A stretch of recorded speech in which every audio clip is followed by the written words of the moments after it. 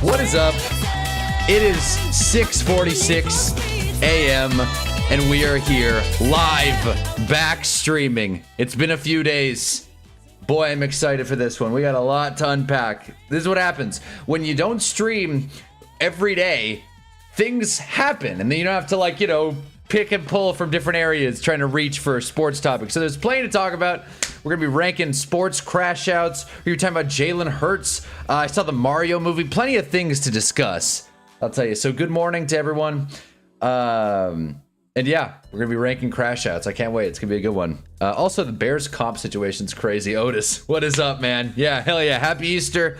Happy any other holiday that could have happened since last Wednesday.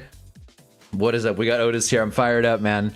The like should be a football today. It better be. But yes. So let's get into this. Okay, let's talk about the first thing that needs to get addressed. Kirk Cousins is a Raider. That's true. I forgot to mention that. Kirk Cousins is a Raider. Oh my God, that did happen.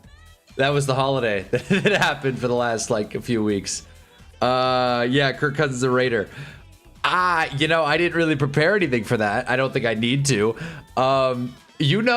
It is a backup that might get some work if they want to sit Fernando Mendoza. I think we all know. God damn it, the like's not a football. I think we all. Why isn't the chat working? I know we all. We like Kirk Cousins. I don't know if going to the objectively from last season, the worst team in football, who admittedly have gotten better. I don't know what the take is here with Kirk Cousins. I understand the angle. Get a good backup quarterback in case Mendoza needs time or gets hurt. But outside of that, I don't think it's like a game-changing, whoa, watch out. I think Fernando Mendoza will still be the week one starter. And once again, that he will be the second Raiders quarterback ever to start week one of their rookie season. And after, of course, Derek Carr, everyone's favorite.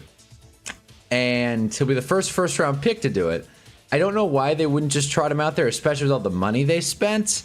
Maybe it'll be a Penix situation. Maybe they'll draft from Mendoza at 1 and then another guy in round 2. Give Ty Simpson a call. Maybe see if Nuss wants to hop on the team. So all kinds of things could happen. All kinds of options on the table. But yeah, who knows? Okay. So let's cover the Jalen Hurts 2025 friction with the Eagles.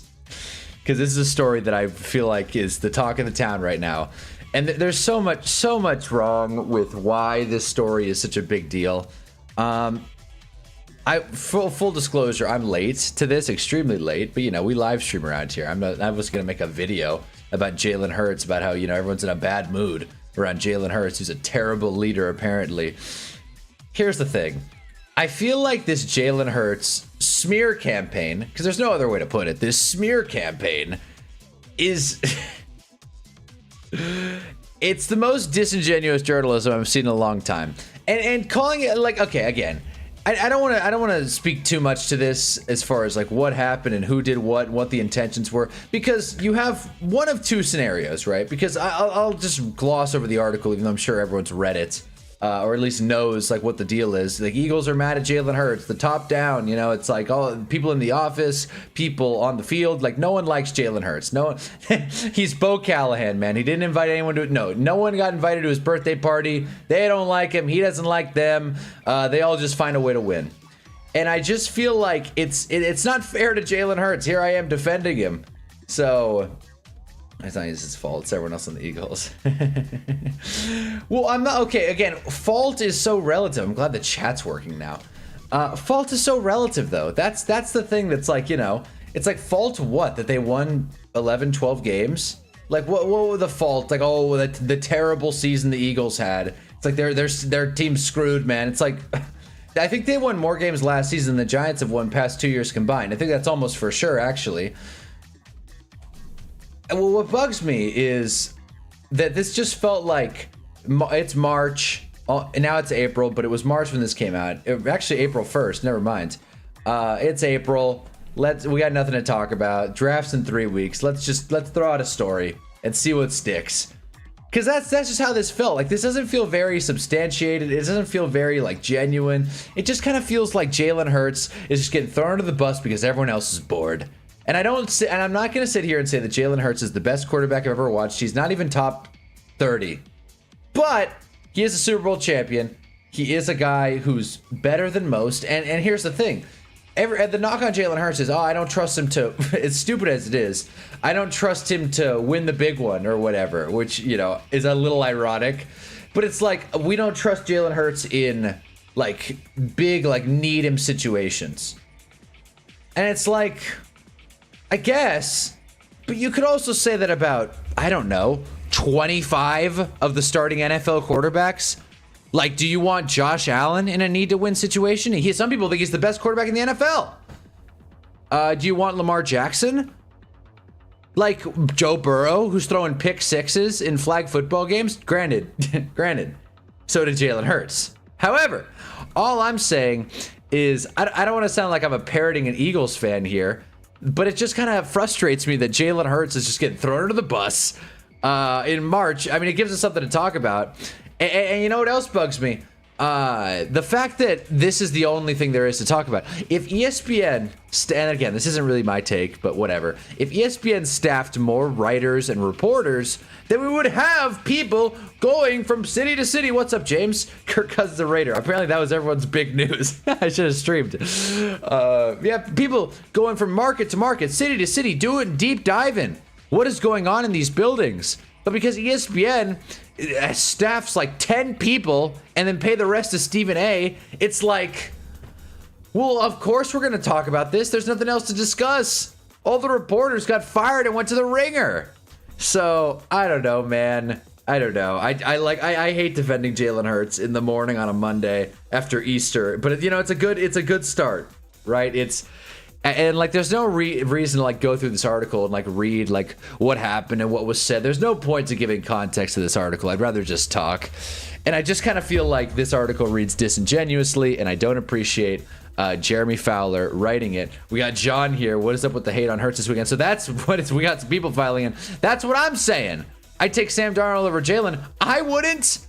And I'm not going to hate on Sam Darnold anymore. You guys know this is not an easy topic with me. We got Giants fan 10 here. We got John here. What is up, guys? I'm excited. But like, I just feel like it is the media being the media. It is, but it's so much worse. And like, I don't want to get too psychological here, but I do kind of feel like, how do I put this?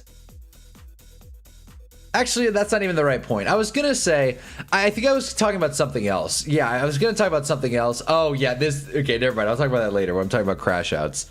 But the point is that Jalen Hurts is a good man. And he's kind of like Dak Prescott, where it's like, look, I know the Cowboys and Eagles have been better than the Giants for, you know, most of the last decade, pretty much all of the last decade, other than that 1 year where the Giants got screwed out of a playoff spot. But besides that, I do kind of feel like I'd rather have Jalen Hurts just sit pat and just let this continue to happen. If it really is coming from the Eagles front office and the building is really like, you know, spreading words, talking behind his back, saying, oh, you know, we actually don't really like him. He's actually, you know, not a great leader, and, you know, we hate his merch. It's uncomfortable stuff, and like, we don't really trust him to win anything. He just kind of is here. He's awkward. You know, it's like, that's just not, if that's actually happening, sick. I don't think it is. I think Tim McManus and Jeremy Fowler are reaching here. I don't think they're making stuff up. I think they're reaching. That's all I'm saying. Cooper Flag dropped 51 on Friday, beat the Lakers yesterday with 45. Yeah, Lakers got screwed. That's another thing that happened. Lakers got screwed. Congratulations, guys. Basketball lost. Congratulations, guys. As soon as I was getting back into the NBA, I was going to really start talking about it. Then Luka and Reeves got hurt. So now it's like, what's even the point? What's even the point? I won't defend Jalen after last year's push for top 5. I mean, but again, like, what do you like?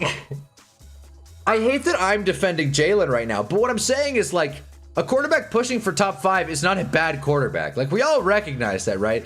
Could you imagine if Mac Jones, who we all know and love, Mac Jones. Could you imagine if Mac Jones, who else? Tua, just naming random quarterbacks, Justin Herbert, like Fran Tarkenton. Could you imagine if any of those guys had half the success that Jalen Hurts has had in the postseason?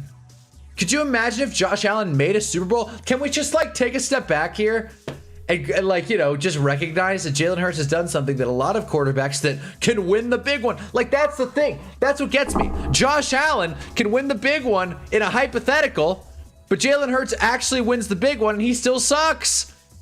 I don't want to defend Jalen Hurts. He's not a fun quarterback to watch. The tush push sucks. I know. But damn. This whole Eagles smoke, between the Jalen Hurts thing and the AJ Brown thing, I don't know, man. I just feel like either it's right or it's wrong. Either there's some real truth to this and the Eagles fall apart.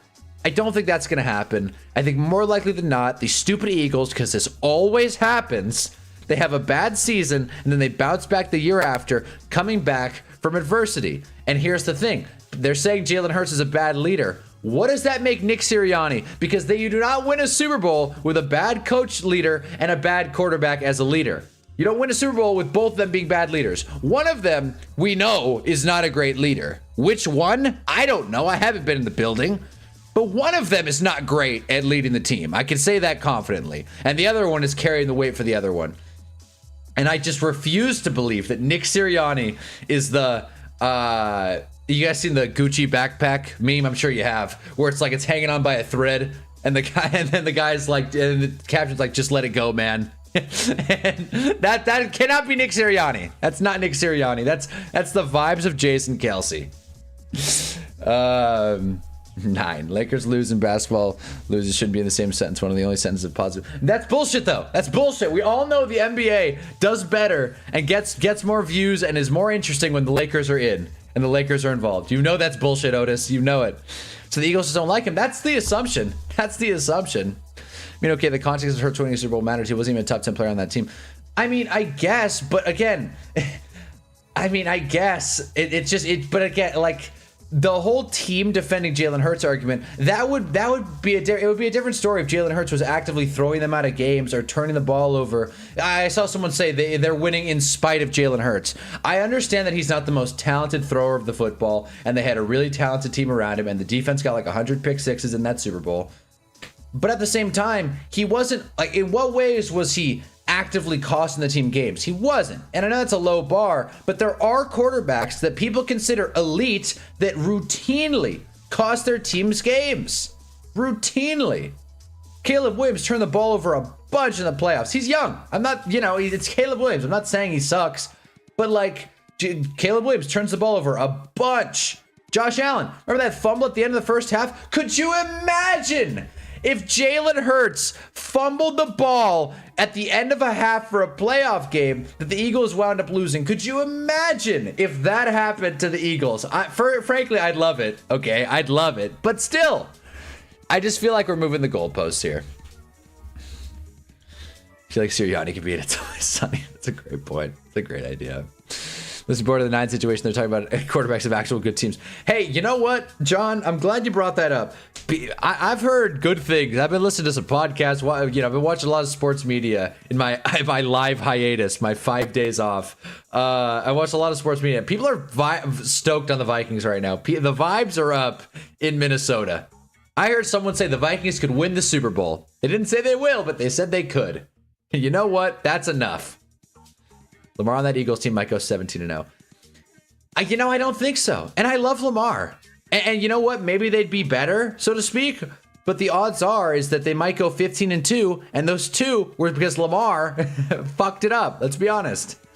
And I just kind of feel like, again, we can play the if game all we want. At the end of the day, some quarterbacks lose their team's games. And I'm tired of those quarterbacks being ignored because they were good in college or a high draft pick, or people don't realize how much bias is carried through a person's draft position. Like, I feel like Dan Jones will never be able to live down the fact that, like, no one believed he was worth the pick at 6. And I feel like Jalen Hurts was such a surprise pick in round 2. People are still adjusting, as crazy as it is to say. That was in 2020? Jalen Hurts got drafted? Yeah, I believe so, 2020. His contract's about to kick in. We'll see what happens. But, that's all we really need to say on the matter. Caleb Williams entertaining. That's the thing, yeah, people would rather watch Caleb Williams. I get that. But, this isn't the WWE, guys. Versus glorified game manager works for them, but it's fair to shit on him. And we'll move on. But, again, a glorified game manager, yes, but that is a way to win in the NFL. You know what I mean? Like that is a way to, like, you know, kind of put some things together. Like Sam Darnold, like our last 2 Super Bowl champions have been glorified game managers. Let's be honest with ourselves here. Okay, I'm not going to come out here and talk poorly about Sam Darnold, but you know, he's not Joe Montana. All right, so let's not freak out here. I also got this protein bar, Mosh. I don't know if it can Mosh, brain and body fuel. So I'll give that a spin. Let you guys know how that is. So we got a food review. Anyways, next thing I wanted to talk about. Did Sam Darnold went off in 24? Why would you glorify him? Glorify Jalen Hurts? Because I feel I need to defend the guy. It's my boy. Since Sam Darnold went off at 24, as long as the Vikings have KOC and a new quarterback, they'll be hyped to shit. I mean, yeah, because they got a good team. They got a good team. All right, let's talk about the Bears comp pick situation. So I don't know if you guys heard or not. Apparently, Matt Ryan is the GM in Atlanta. This story is so stupid. This is one of those stories. This stuff happens, and even I'll filter it out. Like, I feel like I talk about a lot on these streams. Stuff will happen, and I'll think, that's not even worth bringing up on my live stream. And this was one of them. This was one of them. Just because it's the Bears, they're moving. Like, the Bears have so much just stupid news right now. A bunch of just, like, I don't even know how to call it. Bureaucratic. Not even. Just, like, off the gridiron news, I guess. That's just, like, such an eye roll. It's like, we want a new stadium, so we're moving states. And then this, I'm like, great, here we go. The Bears complaining again. And then I did a little more digging, a little more research, and I found out that the Bears got just so screwed in this situation. And it's kind of funny. It's kind of funny, honestly. I mean, it's shitty because there's a little bit of racism involved, but like, it is kind of funny that the Bears like are making such a big stake over like some comp picks. But then again, comp picks are an important thing. Getting screwed out of a comp pick is a bummer. Compensatory picking the NFL makes more sense. That's a very good point. That's completely true. That's completely true. Falcons need to go back to their 2010s. The Falcons also got new uniforms. Yes, they did. Where's the black unis? Yeah, we'll pull those up, I guess. I'll give you guys my thoughts on some of the most boring uniforms I've ever seen in my life. Aiden's are second in their division. Watch out. Keep an eye out for the Halos. But let's go into this. I'm sure you guys know the situation by now. Is this a video on it? Let's find out. Because I'm sure this 30-second video can explain it a lot more succinctly than I can. Because I barely understand what's going on. But going out and getting Neville Gallimore. And if you look at the depth chart, they go 3 deep at edge when Dio Dengbo comes back. They still have Austin Booker, they still have Montez Sweat, they still have Dio Dengbo. But even if you're Is this how I sound when I'm talking about the Giants and I'm like, Darius Alexander, Chauncey Golston, like, I'm sure these are good players. I just, they're kind of new names on the scene in Chicago. This team still needs to add some sort of pop up front. They're not talking about the Chiefs. I don't know why I kept playing this video, like as if in the last 8 seconds of this video and also they got screwed out of some comp picks. I don't know why we finished that one. Basically, from what I understand, you guys can correct me if I'm wrong here. The Bears were supposed to get comp picks because Ian Cunningham, their former, what was he, president of football operations? What was his position in Chicago? Anyway, Ian Cunningham worked with the Bears, and the Falcons have brought him on as their GM. And the NFL, when you hire a GM from a different team, you send a comp pick to the team that lost the guy because apparently he's such a valuable asset. So you send a comp pick, I think in this situation, 2, because the Rooney Rule is involved. And the Rooney Rule is a very interesting discussion. And that's all I'm going to say on the matter for this moment. But the NFL, as you can see, confirmed, despite the Ian Cunningham hiring, the NFL said, well, he's not really your GM, though. You guys brought on Matt Ryan, who's the primary football executive, which, by the way, I love sports job titles. I can't be the only one. Like, sports job titles are like kind of hilarious.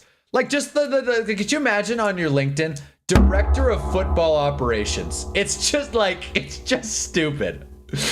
But anyways, They didn't give the Bears any comp picks because Matt Ryan is apparently the head honcho, the big decision maker over there, the big cheese, if you will. And I think that's nonsense. I think Matt Ryan's a glorified advisor. And I think the fact that the Falcons got screwed out of these picks just goes to show that the Falcons cannot. No, the Bears got screwed out of these picks. The Falcons were not really involved. They didn't lose or gain anything other than a, GM and a president of football operations or whatever. But yeah, I might have a full season. Jeez, wow, people are really getting into the road Angels talk. Similarly, where certain QBs, Kyler ain't that type. You want to adjust the scheme calling. Wow. Hey, dude, Jack, help out 9. Hey, well, there's a Pro 9 stream. But yeah, so I think the Bears situation is hilarious. It's hilarious. Yeah, so the Bears appealed and it was rejected. The NFL just straight up said no. So there it is. Maybe the NFL's mad at the Bears. Maybe that's what's going on. Maybe they have the same take that I did, where it's like, man, I'm sick of hearing about the Bears. We want to move. We don't want to move. It's just stupid nonsense. It's like, we're going to pull some comp picks just cause. Screw you, Chicago, George McCaskey. You want to leave Chicago because you don't want to pay for a new stadium? Fine. We'll take a 3rd round pick. We might take 2. Let's look at these Falcons uniforms really quick. I got every tab ready except this one. All right.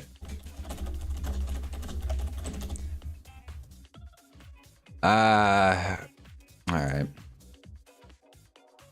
Yeah, like I said, they're okay, man. Like I said, I mean, the Falcons are really good at these at launching these minimalist, like whatever uniforms. So let's do the uniform experience if you guys don't mind.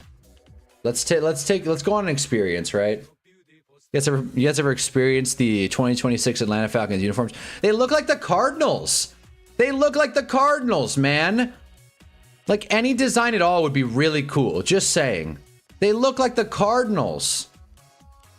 Didn't a Florida judge say the Rooney Rule is DEI and shouldn't be there as if he has any say in the fucking NFL rules? Yeah, I don't want to sound like I don't like the Rooney Rule. I like the Rooney Rule. I think it's really important. It's just a very complex discussion. But yeah, no, a judge in Florida said something and the NFL didn't listen. The NFL operates like its own state. The NFL does its own thing. They don't really have to worry about anyone else. Like I think I forgot what I said this. I don't think I said it on stream. The country, I have more faith, honestly, for the NFL to still be a thing in 50 years than the United States. I really do think there's a scenario where the US goes under and the NFL still keeps kicking. Let's continue the uniform experience. Fast, timeless, and authentic. You don't say. Black, white, and red. Why not? We're not going to watch the full video. We're already experiencing the uniforms. And what an experience it has been. Again, am I the only one that thinks these uniforms are super boring? Like, super boring? Maybe this is it. Maybe I should get the details. The power of red.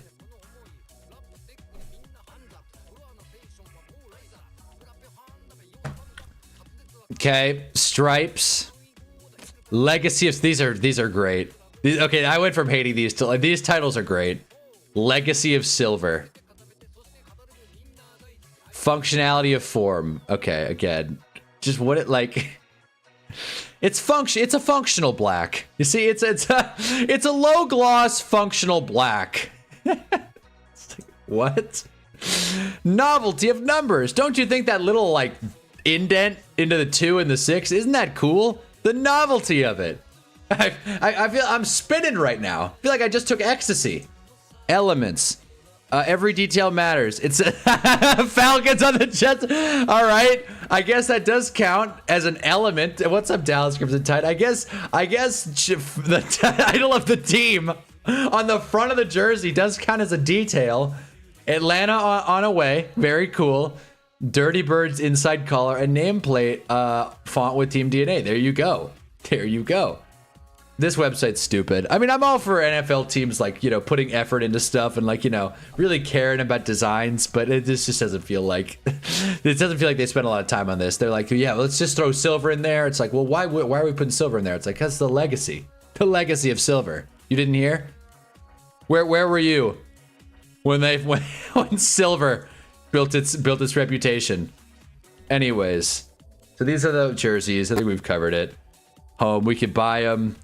I get it's a throwback to the history of the Falcons, and that's the cool part. That's the cool part. But again, these all have more sauce than what they got on right now. Like literally all of them. The Tony G's, the Mike Vicks, like Dion, like these all, even like the older ones, man, they all have more sauce. And then you go right here, and it's like, I think they're the worst of the bunch. I mean, maybe not the most recent ones. Again, the Falcons uniforms have just gotten more and more boring, man. More and more boring. Drives me crazy. Anyways, everyone I know hates the Falcons unis, and I have to agree. Look at the Rams page when they rebranded, talking about some soul. What is soul? What do you mean soul? Is that it? Is that the page? Well, there it is. I like the idea of the renewal rule, but I hate the actual application of it. Yeah, the application sucks because the NFL and racial hires is never a good mix. They're not very good at it. They're not very good at like enforcing it. They're not very good at. It's so weird. It's so weird. Brian Flores still at trial like this, or not trial. He's still in court with the NFL. NFL teams' colors would be various shades of greed for money. St. Patty's Day Vikings uniforms. That'd be cool. And I don't know why specifically the Vikings would get it. Maybe because it's like a Nordic type deal. I don't know, man. I feel like there's something relating to the Vikings in like Ireland. I don't know why though. Maybe because they always play over there. The NFL always ships the Vikings to play an international game over there. I don't know. Maybe that's it. Okay. Next thing to discuss. Oh, is that it? Yeah, that's it on the opening news topics. I watched the Mario movie, and I want to talk about that, but there's actually so much news. I love this. There's so much stuff to talk about. I might not even get the connections done today. Okay. So Jets colors. Yeah, yeah, I guess the Jets colors. Okay. One thing that I got to pull up really quick, and then we'll get started on the segment of the day. The Monday Mayhem. Drop a like if you haven't already. The Mayhem Monday. Lamar Jackson has also arrived for first day of Ravens offseason training program, so there you go. Okay, wait. Where is it? What did this get? Was this a fake video? I'm trying to find. There was a video. God damn it. I can't find it. It may have been fake.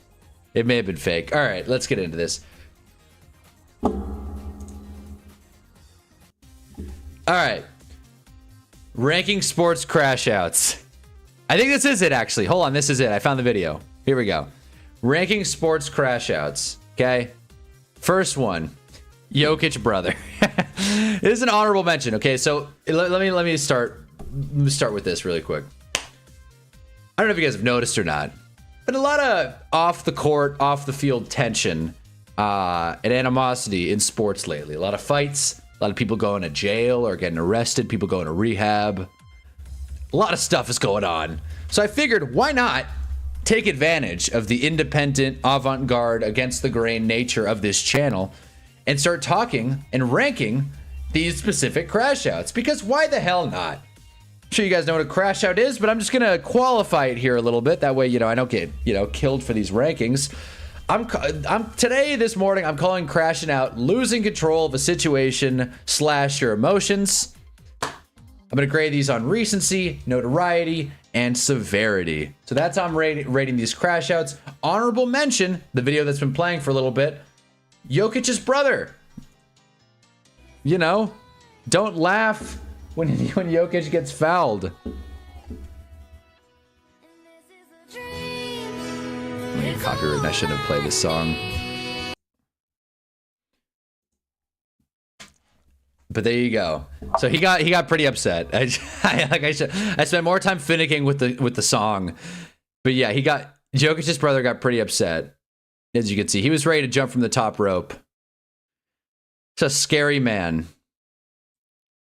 Just objectively, an objective scary man. So there you go. Jokic's brother is not happy right now. Because, I don't know, it's whatever, man. So that was just like a little inclusion. I felt like it was worth bringing up because this just happened as well. As you can see, April 4th. Okay. Let's talk about actual situations. Okay. Number 10. Number 10. NASCAR's Daniel Dye. Now, some of these I hadn't heard of before researching for this stream. This like just happened, as you can see, March 31st. Daniel Dye, NASCAR racer. I don't think Meep is here, or NASCAR fan in the chat, but I know some of you guys do. Do you guys tune in to cars following each other, which sounds very fun, and from my perspective, I mean, hell, it's this is people talking baseball, so baseball, NASCAR, why not? Let's just throw it all on. Who cares? Yeah. So Daniel Dye, this is one I'm not super eager to talk about because it's a little shallow, I would say. So this is the crux of it. I just highlighted it, but basically he was on a live stream with his buddy, maybe a couple guys, and he said something and was like, "Oh, you're making me gay now," or something like, "Oh, you sound every time I talk to you, you sounding gay or something." And it's like, okay, it's like, can we progress? No. Here's the thing. He was suspended. I don't know if it was I think it was indefinitely, maybe 3 months, something like that. Yeah, they reinstated him. Okay, so not 3 months, maybe like a week. They suspended him March 17th. So this is old news, but basically, athletes shouldn't go on live streams. We'll get to the other athlete live stream later. Athletes shouldn't go on live streams. It's a way different situation than, like, okay, perfect example. I lost my train of thought. There's a spider web on my tripod. Wow. I didn't stream for 5 days. There's a spider web on my tripod. That's great. What I was saying was, look, in 2026, athletes are under the microscope like never before. And is it fair? No, not really. I heard a story that Michael Irvin allegedly stabbed a guy in the neck, and it didn't even get covered because it was in the 90s. So I don't want to undersell this issue or sound insensitive, but I do think this is a little bit of a forced kind of punishment, I guess, because here's the thing, and we'll talk again. It's funny because this Daniel Dye story ties so much into, you know, the other guy that we'll be talking about that was on a live stream. I don't want to spoil it, but I think it does kind of once again call out the genuine nature of these sports leagues and sports entities that are like so worried about like outside noise and so worried about PR, public, you know, PR and all that. I just kind of feel like it's just not as genuine as you would like. I don't think that NASCAR is like, whoa, buddy. I think they think, great, people are upset. We got to do something about this. Let's pretend like we're angry. I don't know. This feels kind of like a non-story. I bet Bryce Harper's on this list. I wouldn't hold your breath. But yeah, the guy made a gay joke. Tragic stuff. I want to move on. All right, next one. I said most of these were off the court. Couple of them aren't. Here's one of them. Number 9, Gino and Don Staley. Not as much Don Staley, which, by the way, shout out to the UCLA Bruins taking home the chip last night. Lauren Betts, hell yeah. But yeah, Don Staley and Gino, Rema, whatever. They got to do it, and this was pretty damn funny. They got to do a pretty heated verbal exchange, and I thought number 9 mention would be a good one, because it's like, okay, this happens in sports. This is you know, this is how it goes, and you know, no one's gonna like freak out like, oh, 2 coaches got to do it. But I just felt like it was worth mentioning, especially because it's just a little awkward, I should say. A guy getting in a woman's face, especially in like a sports context. It's just, you know, it's like when a player yells at a woman referee. It's like, have some respect. Have some respect, man. So, I don't know. I thought this one was funny too. This lip reading, I don't know how accurate it is, but I thought it was worth pulling up. Don't talk on Don Staley's name unless you're the UCLA Bruins and you can back it up. In which case, you can talk on Don Staley's name. I think Gino was mad because they weren't like playing like basketball the right way or something, and then Don Staley's like, don't get in my face. And also they didn't handshake before the game, even though there is video of them handshaking before the game. You know what I mean? Like, you guys know what happened. You guys know what happened. I just thought it was worth ranking. Bryce Harper's not on the list. Okay, number 8, Another crash out, which I don't like. I don't really love talking about this, but it is, it is a recent crash out. Lamar Odom.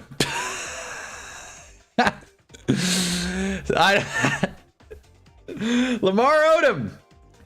The guy had 12 strokes and is still fighting. Lamar Odom, who, again, this is not the most recent of news, but I mean, this came out, what, 2 days ago? The Lamar Odom's graphic admission about meeting Khloe Kardashian. This is not specifically the issue. The issue is that Lamar Odom is dealing with substance abuse, and that sucks. I don't want to make fun of him. It had to be mentioned. It had to be mentioned because the documentary just came out. I don't know, did anybody watch it? Odom. Netflix doc just came out, and he just got busted on a DUI. It's like, it's all coming together. You know how when movies are coming out and all these stars go on podcasts and do a press run, a media circuit, and everyone's like, God, you kind of get that subconscious, like, Glenn Powell's in a movie. I just saw Glenn Powell on Fallon. That makes, of course. That's kind of how I feel about the Lamar Odom documentary. It's like, oh, well, he just got busted again. So it's cool that he has a documentary coming out now. It's like the timelines overlap. So it's like, he's got some news to him. It happens anytime a comedian makes a special. It's like they got to do a whole media circuit and then say like an offensive joke or something just so they can like get some press. I had a double take because I assume a man would coach the men's team when the UConn men advanced. Wait, what? I mean, I'm simple-minded, but I think so.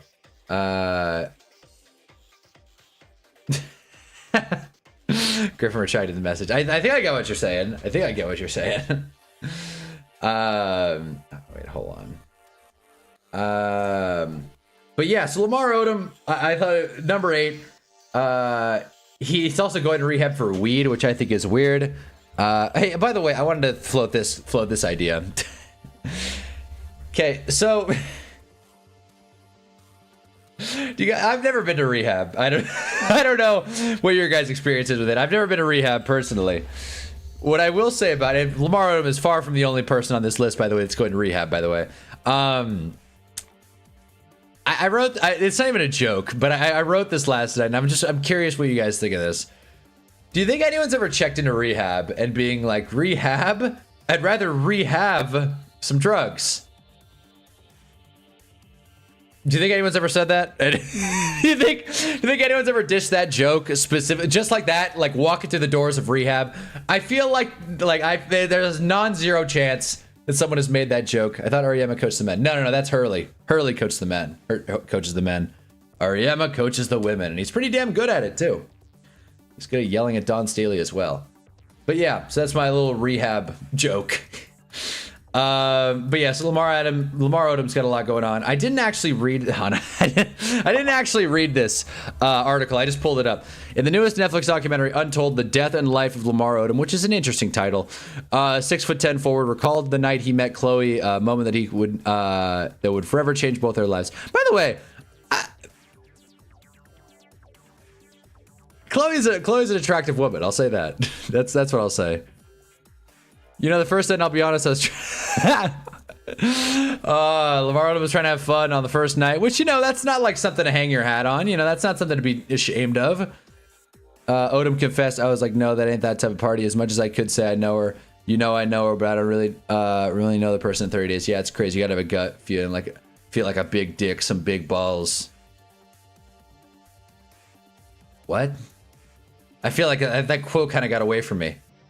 We didn't really land that plane super well. Khloe and Lamar got married after 30 days. It was a welcome to LA party organized by then Ron Artest, now known as Meta Sandiford Artest. Didn't know he changed his name again. To bring the organization together ahead of the season focused on the Larry O'Brien Trophy. I feel like the Lakers didn't take it that year. Khloe paid $5,000 to host the event. Just 30 days later, Khloe found herself married next to Lamar. Well, he went from a player looking for a casual encounter to someone who quickly fell deep in love in a relationship that would define a major part of his life. So, yeah, Lamar Odom and Khloe Kardashian got married after 30 days. There you go. Seen Dewey Cox, the walk hard movie? I have not seen that. And apparently Giants fan 10 didn't like my joke, my rehab joke. I have not seen Dewey Cox, though. Rehab is a cult. I feel like rehab, again, never been, but I feel like rehab is like like vacation, like just vacation. You know what I mean? People checking in rehab, they get robes, they get saunas, they get, you know, they get to hang out, they get flip flops, and you show up there. Like I saw the Breaking Bad rehab scene where Jesse's in like that, like, I don't know, igloo or whatever, talking about, you know, drugs and regrets and life and whatnot. And I just thought, this looks nice. This looks very nice. Or like BoJack, spoiler, BoJack Horseman goes to rehab eventually. And it's like, yeah, this is pretty damn nice. I don't know, man. Maybe I'm biased. Maybe I, you know, are there bad rehabs? Would that even work? Probably not. I don't know the psychology of it. It's a joke. Dewey Cox doesn't understand the word rehab. And he makes the word per reason. Is it like rehab? Oh, I see. I see. No, I was thinking of something else. I was thinking of the Brian whatever spelling bee bit, but no, that's not it. Yeah, I've actually heard that, but yeah, I mean, he beat me to the rehab jokes. I'll say that. Dewey Cox beat me to it. Anyways, so Lamar Odom has been discussed. That's number 8 on our recent sports crash out tier list. Number 7. This one is the one that's on the court. I just wanted to include it because the next 6 aren't super fun. And I wanted to throw in like a fun fight. So that's what I'm doing right now. This is Justin Champagny and AJ Wilson getting into it. I'm sure you guys saw, but in case you didn't. As you can see, Jalen Williams also getting into it. Is that Jalen? No, yeah, that's Jalen Williams, yeah. I always get them mixed up. As you can see, bodies are flying. People are falling on fans and cameramen. Alex Sarr is trying to pick it up. 4 people got ejected. AJ Mitchell trying to throw down. My favorite thing about watching basketball fights is seeing like the five players in the back that just aren't doing anything. You can't like, only so many people can get into a pile and try and break up a fight. The rest of the people are just kind of standing there. There was also that clip of Kawhi laughing when a fight broke out. That was sick. Let's see if we got a different angle on this whole altercation here. Jalen Williams' shoulders. I think that's AJ Wilson. Going back and forth. There goes Champagny. And now they're throwing. That cameraman got eviscerated. And there it is. They actually broke up the fight before it even started, as you can see. AJ Wilson's already pushed all the way back there. The ref did a really good job neutralizing it. It's just everyone clustered here trying to break up the fight, and it didn't work out. Is that Shea? That is Shea. Shea's getting involved. MVP. So look, I just felt like this was context. It's not the 6th biggest sports crash out, but it's, you know, it's something I want to talk about. All right, moving on. Now let's get to the actual not so great looks for our heroes here. Number 6, a name I'm sure you all have heard of. Leonardo Abion. Leonardo Abion, something like that. Tennis ace. So this guy, very simple story for us Western sports consumers. Athlete got busted for sports gambling and fixing games. There you go. Pretty young guy too. I want to say he was 22, 23. Pretty young guy. This Leonardo Abion here. He fixed nine mention matches that he took place in. And his punishment, almost 7 year suspension. 6 years and 9 months. Which is funny. But yeah, suspended for damn near 7 years for fixing games. Could you imagine if the NFL did that? The NBA suspend people for 7 games. 7 years, my bad, not 7 games, 7 years. And we'll talk about the referee situation later, but I do feel like in an era of replacement referees and how much gambling is being pushed, it will be discussed. It will be discussed when a call goes wrong or, you know, a game feels rigged. It's like, well, these are replacement refs. This guy very well could have had money on the lines. Who knows? Who knows? So that's just something that's worth bringing up. But yeah, isn't that crazy though? 7 year suspension. He's also been fined 30,000 pounds. So there you go. Yeah, tennis is not very happy. 27, my fault. 27. But yeah, so this guy got up to 229 in the world. I don't know if that's like really good in tennis terms. I feel like it is if he's playing professionally. But he fixed Oh, was it 8? Oh, I thought it was 9. Never mind. 8 matches. Apparently, I misread it. He fixed 8 matches. So there you go. Tennis. All right. That's the last one. Well, there's one more that you probably haven't heard of, but we're getting to the more heavy hitters. Let's do it. Number 5 of the recent sports crash outs, James Pierce. Yay. So reading more about the James Pierce situation has not been a fun experience. So I want to read what he's been charged with, even though it's right here. Yeah, let's read it off the article. Pierce has been charged with felony aggravated battery with a deadly weapon, felony fleeing and eluding police, felony resisting an officer with violence, and misdemeanor stalking. It's a lot. It's objectively a lot. After a February 7th arrest, after dating his former girlfriend, Rikeya Jackson of the WNBA. I want to say she plays for the Lynx, the Sun, one of those teams. She was concerned that James would kill her. And we're not going to have a ruling by training camp. By the way, April 9th, 3 days from now, Mark Sanchez trial. Be here or be square. That's the old saying, ain't it? Yeah, Mark Sanchez trial coming up. So that's something we'll be watching on this channel, of course, on Court TV. Gotta see it. Hopefully it doesn't get delayed again. But James Pierce, there's not going to be an answer on what's going on with him by the start of the season. Maybe by the start of the season, but not by training camp. So it's like, and it seems like I wasn't there, but just judging by how this is kind of shook out and like all the charges, it does kind of feel like things happened. People saw it. Like, it's not like this is just complete conjecture. Like, Rikeya Jackson made up a way to tear down James Pierce's career. No, I think when you get charged every kind of way for resisting arrest, and the book gets thrown at you, I feel like there's a case here. There's a case, right? And it sucks because James Pierce had a great season. The Falcons finally, by the way, this is number 5. The Falcons finally fixed their pass rush, and it was like, for what? James Pierce is already gone. They sent their first round pick, which is now pick 13, to the Rams for James Pierce. And yet, you can't control what happens off the field. The 22-year-old James Pierce is dealing with all this stuff. He's younger than me. It sounds like a very stressful situation. I couldn't imagine being being charged with all this and having to play with, who's the Falcons quarterback? Tua? Tua and Penix? James Pierce is winning right now. That much I'll say. He's number 5. Number 4. I don't know why I'm bringing this one up, but number 4, water polo star. Okay, I couldn't find a specific. Those crimes are at most a 2 game suspension. You see, that's right. That's the thing.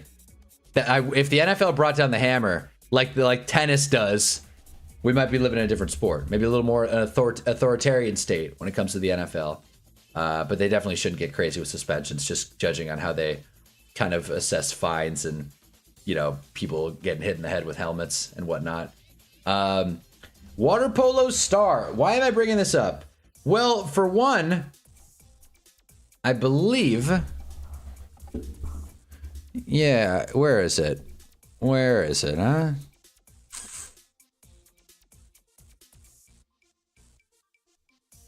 Okay. I should have actually read this article before this. I read a different article. Couldn't find the one that I was actually reading. So we're rolling with this one. I'm talking about this for a couple reasons. One, it is in fact a crash out. 2, there was an Orange County mention in the article I read.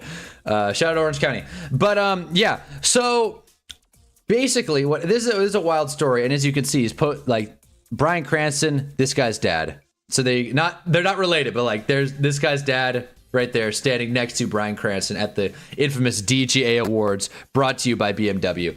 Basically what happened is, you guys could read, water polo phenom accused in a lawsuit of essaying racially tormenting a black teammate at an elite Los Angeles private school. Is a son of a Hollywood director who worked on blockbuster films including Ocean's 11 and Castaway. He also worked on Fast and Furious 5, Battleship, the AMC television series Fear the Walking Dead, not the original, and of course, everyone's favorite movie, if you've seen it, you love it, and you know it, Thor: The Dark World. This guy's dad was involved with all those movies. By the way, this guy looks like every water polo player I've ever seen in my entire life. Hollister shirt, hat. You know what I mean? Whatever. So the reason I'm bringing this up is for a couple of reasons. One, the OC mentioned. Two, this story is just so strange because when I first read this and I took notes, I was like, oh, okay, the water polo coach like got too excited, got too involved with one of his players, and that's not great. Because you see like high school sport and you see SA and you think, okay, a coach did something bad. No, man, a player, and a good player at that, assaulted his teammate and also, you know, what was the word they used? Tormented. He tormented him. So here's the wild part of this, right? Here's the wild part of this. Because not only did all of this transpire, and not only did the guy's dad work on all these movies, but the craziest part of this story is after all this stuff happened, basically the headline of this whole like little article here, after all this happened, Luca continued playing high school water polo and even got invited to multiple camps to not only play but also coach and be a camp counselor as a registered, I want to say this again, registered, booked, fingerprinted, blood tested, everything collected sexual predator. He did all this even though he was a registered sex offender. What? So yeah, not a great look for the US of A or California or anyone involved in or Thor the Dark World. Anyone involved in this situation. Is this a sports crash out? I don't know. But I think it's crazy that this guy's, dad worked on Thor and also the guy kept playing. There's a lot more context to this story, but I don't want to talk any more about it. It sucks, and this kid's a shitty human being. Of course, he's 18, but whatever. Yeah, as you can see, this kid went on the news. Not super happy. That's ridiculous, right? Right? I'm glad you guys care about this as much as I do. I'm like, it's wild. They were just like, which it's funny we say it's ridiculous, but that's so the kind of shit that happens in like professional sports all the time. It's like a player gets busted and it's like, yeah, well, we can't like throw him in jail. What are we going to do? Make him stop playing? Rich dad, no consequence. That's a fair point. When you got a rich dad and you go to school in LA and you're a good water polo player, people tend to look the other way. You know what they say? When a water polo player walks in the room, everyone shut the hell up. But yeah, so like, they have no intention to litigate this matter in the media. At least Vanderwood, whatever. That's my German coming out. Litigate this matter in the media. Yeah, so they don't want to talk. No further statement will be made on our end. Water polo is a wild sport, dude. Water polo is a wild sport. But yeah, so that's he was arrested on campus in 2024 and later admitted, oh, this is another thing. This is another thing that happened. In 2024, again, same guy, 2024, he was later admitted to juvie to sexual penetration with a foreign object. I'm telling you, this story's crazy. I'm telling you, I didn't want to include it, but like, this story is crazy. It's digital, all right? It's with a foreign object, which I've later found out with a foreign object. So it's like a virtual kind of thing. Like it's like they're doing like a FaceTime. So he kind of got off he got off for sure. He got off with a pretty lax sentence because again, it was like a FaceTime call where all this transpired. But yeah, at least the second situation. I think the first thing, the headline of this was very much in person. I don't think that he tormented him online. Anyways, enough of the predator water polo player. Guy's a creep, and I hope Bryan Cranston comes out publicly and says, I never liked that guy, and his son can, fuck off. Anyway, number 3. Puka Nacua. Let's talk about people we actually know. And these next 3 are people we actually know. The reasons I actually wanted to do this countdown. The fun stuff. Actually ranking the recent crash outs. I wanted to make it to 10. I could have stretched this list to 15, honestly. But wanted to make it a nice round 10. Number 3. Puka Nacua. Now, this is the one we've talked about a little bit on this channel. Football player, Puka Nacua. We all know the whole Neon Aiden Ross thing during the season. I know that's not what people are talking about, but it's worth mentioning, telling the whole story of Puka Nacua. Puka Nacua, 6th round, 5th round? Late round draft pick, day 3 pick. Obviously, very good receiver for the Rams. And he had a weird run this season where he had a great year, numbers-wise, but the team got mad at him, and the Rams lost in the divisional. No, the Rams lost in the championship, my bad. But Rams lost to the Seahawks, which probably bummed out all of the Rams faithful. And yeah, it's just, I'm saying a lot. But yeah, and Puka Nacua, why am I explaining everything that happened this season? You guys know, Puka Nacua bit a woman. Puka Nacua said all this anti-Semitic stuff, and he keeps going on live streams, and he's a deadbeat father, according to his ex, and he's a narcissist, also according to his ex. A lot of stuff going on right now. It's funny, because Puka broke up with his baby mama / fiance, and I saw a bunch of tweets that were like, oh, watch out for Puka. He's going to be pissed off. I love when athletes' lives fall apart, and then people are online are like, watch out. Divorce Luca's about to go off. It's like, what? What are we talking about here? But yeah, so Puka Nacua, not having a great year. He split with his longtime partner, also his baby mama. It may have been last year. Then, you know, the whole live stream thing. And then he bit a woman, anti-Semitic remarks. And now he's going to rehab to get himself right. Because apparently the anti-Semitic tirade and the bite of 87, I should say, that happened when he was drunk. So he had to go to rehab. They wanted him to go to rehab, and he said yes. Like the Amy Winehouse song. But today he popped out, or yesterday, 3 days ago, Friday. He popped out and had some lunch. If there's one thing I love, it's athletes getting into news and then talking about food. Like the Antonio Brown taco truck situation. I don't know if anyone remembers that. Puka, I bite women, Nacua. Yeah, seriously. Puka Jaws Nacua. What they call him? The Puka Nacua. That was the big hot nickname on Twitter when this all came down, which is just, you can't commit a crime and then have it sound like your name. Like, you can't get a nickname after committing a crime and then come back from it. Better for better or for worse. You stab a guy and they call you Screwball. It's like, hey, that's kind of cool. You bite a woman, they call you Puka Nacua. That's not as cool. But as you can see, they let him out of rehab for a little bit. So he threw on his Danger Tea and went to In-N-Out. That's a medium drink in his hand. So you know Puka's not a big soda guy, but he's also not going to defer it. Might be a lemonade. I don't think there's no straw. So he went no lid.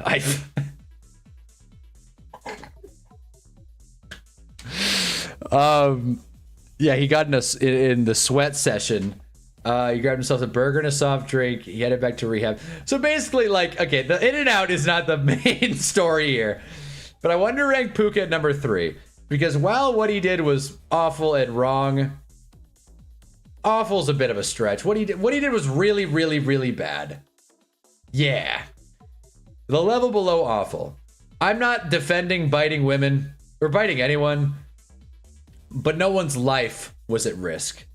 And that's not going to be true for our next entry, because number 2 is Tiger Woods. Remember what I said? I said we're basing off notoriety, severity, and one more, recency. And this is the most recent. This article came out 4 hours ago. This is a hot off the presses thing that happened. I don't know if you heard or not. Tiger Woods is in hot water again after a DUI crash, not his first offense, and that is why Tiger Woods has earned the number 2 spot on this list. He pled non-guilty, as you can see in the article title. He was talking to the president after the DUI, or no, before. Oh, whoa. Okay, no. He was talking to the confusing title. He was talking to the president before the DUI crash. He said that he was talking to him after the crash had transpired. It's a bummer, man. He's a repeat offender. This is front page news, and you know what Netflix documentary will be made of the day he got a DUI, the day Tiger Woods got a DUI. The Tiger Woods the Tiger Woods biopic it's gonna be crazy. I think we can all agree on that. I'm not a major golfer, but yeah, I believe that. But yeah, so Tiger Woods got a DUI. He's pleading non-guilty, despite, you know, every officer on the scene saying, no, that guy was hammered.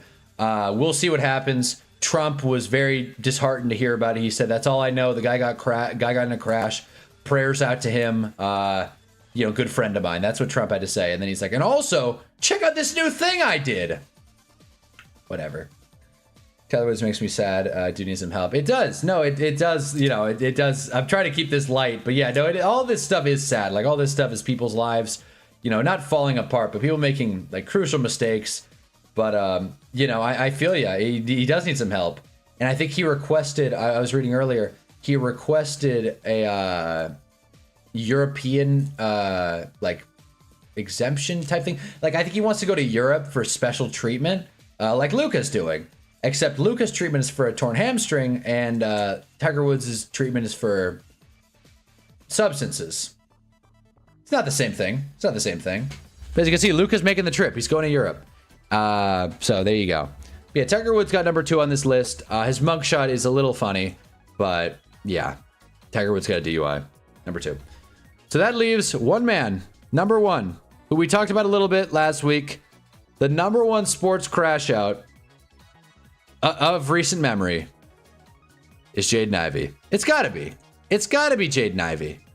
And the reason I say it's Jaden Ivey is because, one, he inspired this whole countdown.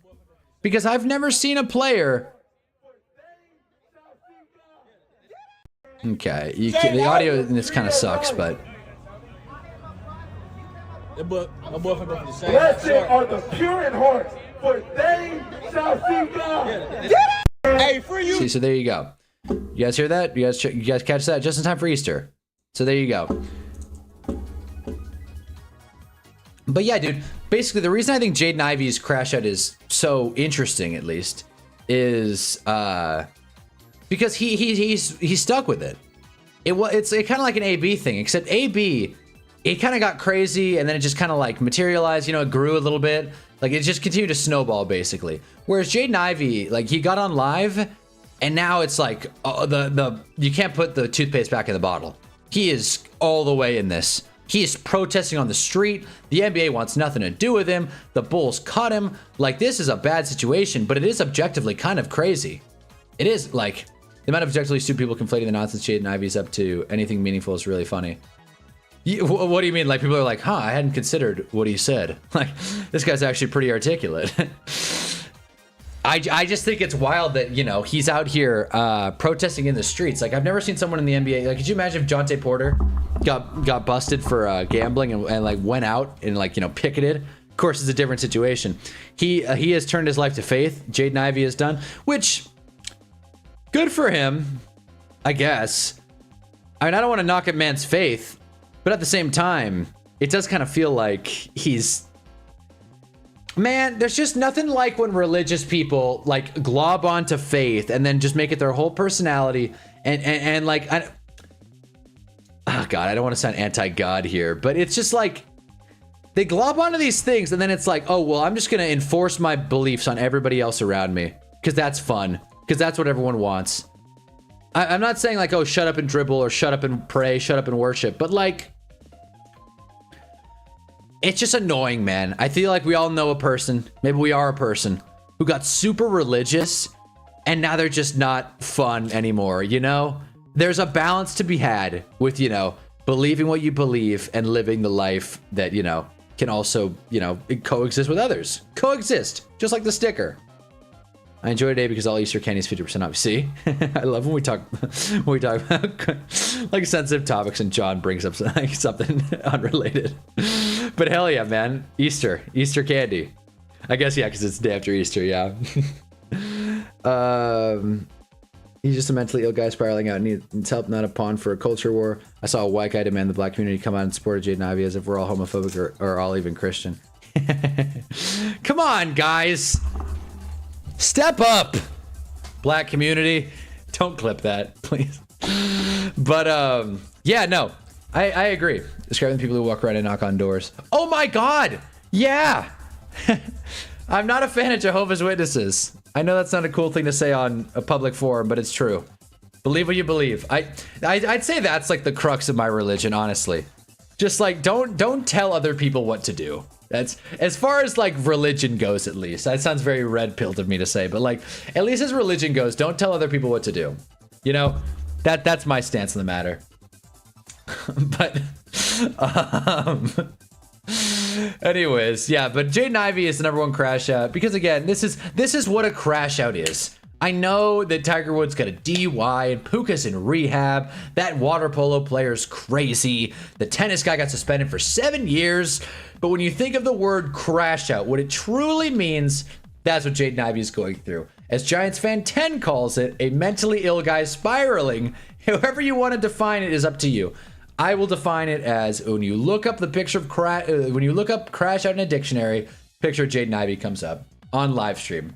The Pistons aren't going to be matter on Judgment Day. I butchered that. The Pistons aren't going to matter on Judgment Day. This is the absolute worst. I'm sorry. I'm sure they're cool people would stop knocking on my door at 9 a.m. in the morning. The days I'm off work, man. Man, the amount of time I've told this story before, but the amount of times that I have like gone on a walk, 2 times, but like too many, honestly. I would go on a walk.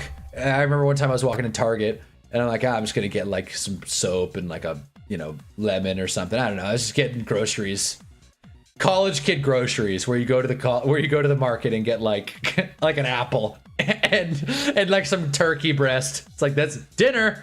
Got it figured out. Man, I've been going to the grocery store getting soda and a honeydew, and that's been dinner. We're going vegan, guys. Would that be a fun challenge to keep up with? Should I try vegan for 1 month out of the year and just see? I think that would be a real struggle for me. Hunnaball tries vegan. Could you imagine? That would go viral. that would be my first million view video. You see, now I'm rambling. The point is that I was walking to Target and I saw these Jehovah's Witnesses, like, you know, Bibles, backpacks, bikes, and all, and they walked up to me and started talking the good word. I was not in the mental state to speak the good word with Jehovah's Witnesses, and when I feel challenged and I am under an influence, I go full on, like, I'm just going to say whatever I can to get out of this situation. Like when I told that homeless guy that I was gay, which again, no shade to our gay friends, but you know, I just wanted to get out of the conversation. I thought it would work. It didn't. The guy was very woke. So in this context, I was wearing my Ratatouille shirt. And they said, hey, do you want to hear more about the, you know, the eternal life in heaven with our Lord and Savior, Jesus Christ? And I said, you didn't hear? Remy hates Jesus. And I kept walking. Depressed Giants fan goes vegan. There you go. It's funny because I may have told that story before because I've gone through two situations like that. Where like I get challenged by some religious guy and I'm wearing one of my stupid graphic t-shirts. Let me pull it out for reference. I just did laundry. I better find this stupid shirt. God damn it. All right. Got it. Found it. I was wearing this shirt for context. I said, didn't you hear? Remy hates Jesus. Again, I'm Christian, so I'm not sitting here like knocking Jesus freaks. A woke homeless guy shouldn't feel like a curveball, but like, what the fuck? Yeah, no, a woke homeless guy in Boston shouldn't feel like a curveball, but it is. Oh, it is. What a crazy situation that was. How was the Mario movie? We're done with talking about crash outs. Let's talk about the Mario movie. Remy's gonna matter. Remy's gonna matter on Judgment Day. It's the funniest shit of the morning. No, man. So Remy's not gonna matter on Judgment Day. I think that clip is so funny. I'm sorry. Well, I'm probably gonna keep making those jokes throughout the off season. It's like, Odell Beckham to the Giants isn't gonna matter on Judgment Day. Which, by the way, please bring him home, New York Giants. That's my plea. All right, let's talk about the Mario movie. I'm gonna pull up the Rotten Tomato page because that's the talk of the town. There's all this talk about the Mario movie. I still haven't listened to Bully, but I don't think Jarv's here, so I think I can wait until Wednesday. Okay, so as you can see, this is the talk of the town. The Mario movie, critics versus audience score. Everybody's wondering, is this movie good or is it great? And I'm here to tell you. This movie's fucking sucked, man. This movie was so bad. This movie, like, I don't want to overreact. I don't want to sound like a critic. I don't want to sound like a hater even. Because, again, it's a 90-minute kids movie. No one's going to die. I probably shouldn't have watched it to begin with. But I did. I paid $20 to sit my ass down in a chair and watch the Mario movie. And the joke is that the pacing is crazy and that a bunch of stuff keeps going and it just never stops. And that is what I would say about the Mario movie, the Super Mario Galaxy movie. If I could rename it, I would call it the Super Mario Galaxy movie, a bunch of shit happens, ... and then it ends. The movie. That's what I would call it. Giants fan doesn't know ball. It's Kanye. Bully's so bad. Well, we'll see. We'll see what Jarvis said. It wasn't half bad. I'll check it out. Oh wait, no. Giants fan said. Well, okay, you guys said different things. Bully's bad. Giants fan doesn't know ball. It's Kanye. The best reviews of the movie are people saying it existed. Yeah. No, it's a damn kids movie. Like, I mean, Bully's a different thing, but it's a kids movie. But I mean, I do want to talk about it a little bit. I'm gonna spoil it a little bit. I mean, there's not much. There's no plot to spoil. There's no, like, a bunch of stuff happens and then the movie ends. There's no plot to spoil. You know what I think, right? Because we've had all these video game adaptations and some are good, some are awful. It's a total loose cannon. But what I think is funny is I feel like we're getting better at adapting like kind of different media franchises, video games, books, other stuff. Like, I feel like the world is getting better at adaptations, realizing what works and what doesn't. And then this movie happened. And it's like, let's just like denigrate and condescend to everybody who's bought a ticket to this movie and just make it as stupid as possible. And not even stupid in like a cocaine bear type of way. Stupid as in like oh, I guess that happened. And then that happened. Oh, and the movie's over already?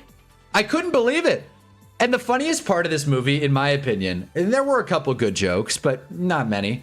The funniest part of this movie, in my opinion, is that there are not one, but two post-credit scenes. Or no, one's a mid-credits, the other one's a post-credit. Two post-film scenes, and neither of them matter at all. Neither of them matter at all. I cannot believe I stayed for them. I should have got up and left in protest, but everyone stayed. That's the problem. Marvel movies made leaving a movie theater such a headache. What do you think it was going to be, Whiplash? I thought it was going to be as good as the first one. I liked the first one. That's the thing. I don't want to sound like the guy who's like, what about the pacing? What about the character development? But they didn't even try. They didn't even try. And like, I was so upset with the Mario Galaxy movie, so upset. I was a little tiffed that I watched Into the Spider-Verse, a movie I've seen like 100 times. And it's like, no, man, kids movies can be good. And not every kids movie has to be an Oscar-winning, like, Into the Spider-Verse or Oscar-nominated Into the Spider-Verse. Like, but you can also just, like, attempt a story. What does Peach do in the movie? Anyone who's seen it, what does Peach do? She's in the cover. What does Peach do? She, like, and don't even get me started on Yoshi and Luigi. Everyone said in the first movie, they're like, I probably would have liked to see a little more Luigi. And then the Illumination said, you know what? We're just going to take him out of the movie almost entirely. And you know what? We're going to introduce a new character. He's out too. Like, they didn't do it. Like, Yoshi didn't do anything. Luigi didn't do anything. Mario barely did anything. You know why? Because nothing happened. That's the thing. Stuff happened, but nothing happened. You know what I mean? Like, it's like a character has a fun fight scene with a bunch of people that we don't even need to, like, see. And it's like, okay, cool. That was nice. And then Star Fox shows up and he, like, saves the day or whatever. And it's like, all right, cool, nice, fun. But what's like the point of all this? Like, what's the goal here? And obviously, like, there is a plot to it. There is a plot. Like, they're trying to rescue the princess, as it were. I guess Peach does come up with the game-winning save. That is what Peach does. I forgot about that scene. So much happened. I forgot, honestly. And this movie was so crazy. I went to the casino afterwards. I went to the casino for 5 hours afterwards and lost it all. And by the end of it, my mind was so fried, I couldn't believe that I had just watched the Mario movie. So yeah, best part of the movie was Fox. I thought so, but he was barely in it. That's the thing. They didn't develop anyone. I agree with you outside of comic books. It never felt like a worse time for comic book adaptations. I don't know why. I think, well, they climbed and now they're falling again. Because I would say the 2010s, I would say like the 2010s really nailed the superhero movie, right? Because like 80s, 90s, 2000s, it was like medium was still kind of finding its footing, right? Because we had the Raimi. I'm talking so fast. We had the Raimi Spider-Man movies, and then we had the Christian Bale Dark Knight movies, and everyone's like freaking out. And then there was a lot of bad ones that people forget. The Fantastic Four, the first go of that, and the second go of that. And the third go of that, the Ghost Rider movies, which were funny, but not the greatest movies you've ever seen. Catwoman, you name it. Movies like that, where they're not good, but they are superhero movies. So, but then 2010s kind of came along, and it's like, no, you can tell a compelling story within a comic book context. It happens all the time. And it was cool. And now it's gotten kind of washed out and overplayed, and now superhero movies suck again. I agree, but they were good for a second. You watch the Mario movie and say, oh, I get that reference. I remember that song from that game. I will give it that. The music was really good. Everyone says this. I'm just parroting reviews now.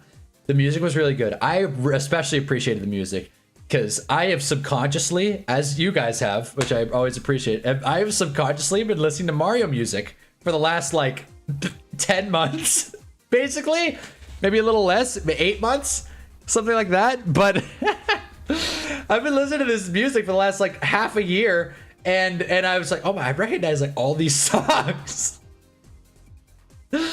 Like they went to like a Mario casino, and like a song came on. I was like, I think it was like Jump Up Superstar or whatever, and I'm like, I know this song. And then another one played, and I was like, I know this song, I know that song, because I've been listening to every single song Mario has come out with since we've been watching these games. No idea a sequel was coming out, but anyways, I'm a little slow. Hey, you know what? You didn't miss much. You didn't miss much, Griffin. They slandered Mario Galaxy's name so badly. I never played it. I feel like if I played the game, I'd be really mad. So I assume they made both movies consecutively. Oh yeah. Oh yeah. The first one made a bunch of money, and they thought, well, let's get on it. And you know how Stranger Things, the like creators didn't write the finale until like a few months before. There was no actual plan. Kind of has a little bit of that here, where it's like, we'll write it later. Let's just throw Yoshi in. We'll write the rest later, and they did. Off top, but Madison Beer Cheetos are crazy good. Madison Beer dropped a Cheetos. Mario music tier list. I'm not there yet. I'm not there yet. I'll say that. I couldn't keep a lot of these on names. Like right now we got Sonic music going, but well, I don't need to play Mario music. Is there beer in them? Let's see. Let's find out. I'm curious about these Madison Beer Cheetos. This is a part of the live where it goes off the rails. I do have a lot. I do still want to talk about a couple more things, but Cheetos! Limited edition flavor swap, including a Southern Heat. Okay. Little Southern Heat for you. So she put barbecue on Cheetos. Whoa. What? They're kind of good, of course. How could they be bad? I'm not the guy that's gonna be fawning over Madison Beer. She's very attractive. But if I saw this bag, I'd be looking at that barbecue Cheeto. It looks like a chicken wing. Holy hell. She looks AI in this picture for some reason, but holy hell. She might be, that looks AI. That picture of Madison Beer looks AI. Maybe it's the same picture. I don't think it's the same picture. Maybe it's the angle. I don't know. Well, you guys think am I reaching here? Does this cover picture look AI? Am I reaching? What do you think, Mac Jones? Is it random? This is a first ballot Hall of Fame chip. I gotta find it. I gotta find it, man. Jackson Dart going bananas over these. Yeah, Jackson Dart stealing Herbert's woman. By the way, I think Jackson Dart is like, you know, he's out and about. He's dating. Jackson Dart is very much in the game, as am I. Texted a girl last night. She responded like, hey, how was your Easter? You know, and then she didn't respond after that. We got one, two back and forth, and then I, you know, replied to her response. Nothing. Crickets. That's great. Looks a little AI. Yeah. Okay. All right. I'm glad. Ew. Are you not a fan, John? You're not a fan of the sweet Southern Heat barbecue? That's good. I wish they spent a little more time on that name, but still. It looks a little off. But I mean, Giants fan 10, you got the bag in front of you, man. Like what do we got here? Anyway, so this is not, you know, it's not the, AI picture Madison beer. The world's ending. Barbecue flavored chips are F tier, salt and vinegar. That's interesting, because I'm the exact opposite. I've never been a salt and vinegar guy. I think because the first time I had that flavor of chip, I had like a cut in my lip or something, or like chapped lips. And ever since then, I just, you know, it was a painful experience. And I don't want to go back. Minus loaded baked potato ruffles are perhaps the worst. God damn, you guys have like chip knowledge. I'm impressed. I'm not going to lie. I don't even know what my favorite like processed chip would be. Damn. I'm not a huge chip guy. Had some Ruffles yesterday. I'll do tortilla chips with guac. I'm not a maniac, but like, I'm not a giant chip guy. I will say, in a vacuum, gun to my head, you only get one more bag of chips for the rest of your life. I really like baked Lays. What a twist. I really like baked Lays. I do, man. I think they're really good. They're subtle. They're not very salty. They're not very oily. And I like them a lot. It's like a slightly fried potato with a little bit of salt. And when I would go to summer camp, I would get baked Lays. And then because I went healthy with the chips, I would get a soda. And then I would get a Sour Punch straw and use that as a straw for the soda. Because I was eating baked chips. So I was, you know, healthy. Figured that was a good point. Salt and vinegar chips are literally brothers with barbecue chips, man. You're eating both for the vinegar in there. Yeah, but it's different. It's a different situation. Barbecue's got a very, like, you know, smoky, sweet flavor, whereas vinegar's all sharp. Hey, AI, apparently my cousin who's freshman in high school says they're grading state test essays with AI. That's crazy. That's crazy. Always feel free to rant about AI in this chat. AI video is still being worked on, by the way. I have not given up on that. I just, you know, need to make a long form video and catch up. But, you know, I needed some time on a nose ball. Thank you, James. Thank you. Hell yes. Hell yes. I'm kidding. I'm sour cream and onions enjoyer. All right. A little bit of a diversion by John here. I keep messing with Velcro. I shouldn't. I'm messing with like a command strip.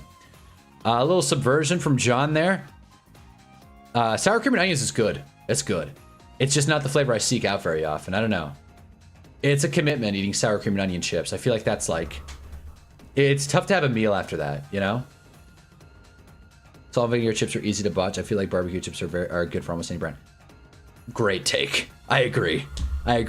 You can trust a barbecue chip. If you're in a store, like if you're at a sandwich shop and they got a bunch of chips you've never heard of, grab a bag of barbecue. It'll probably be okay.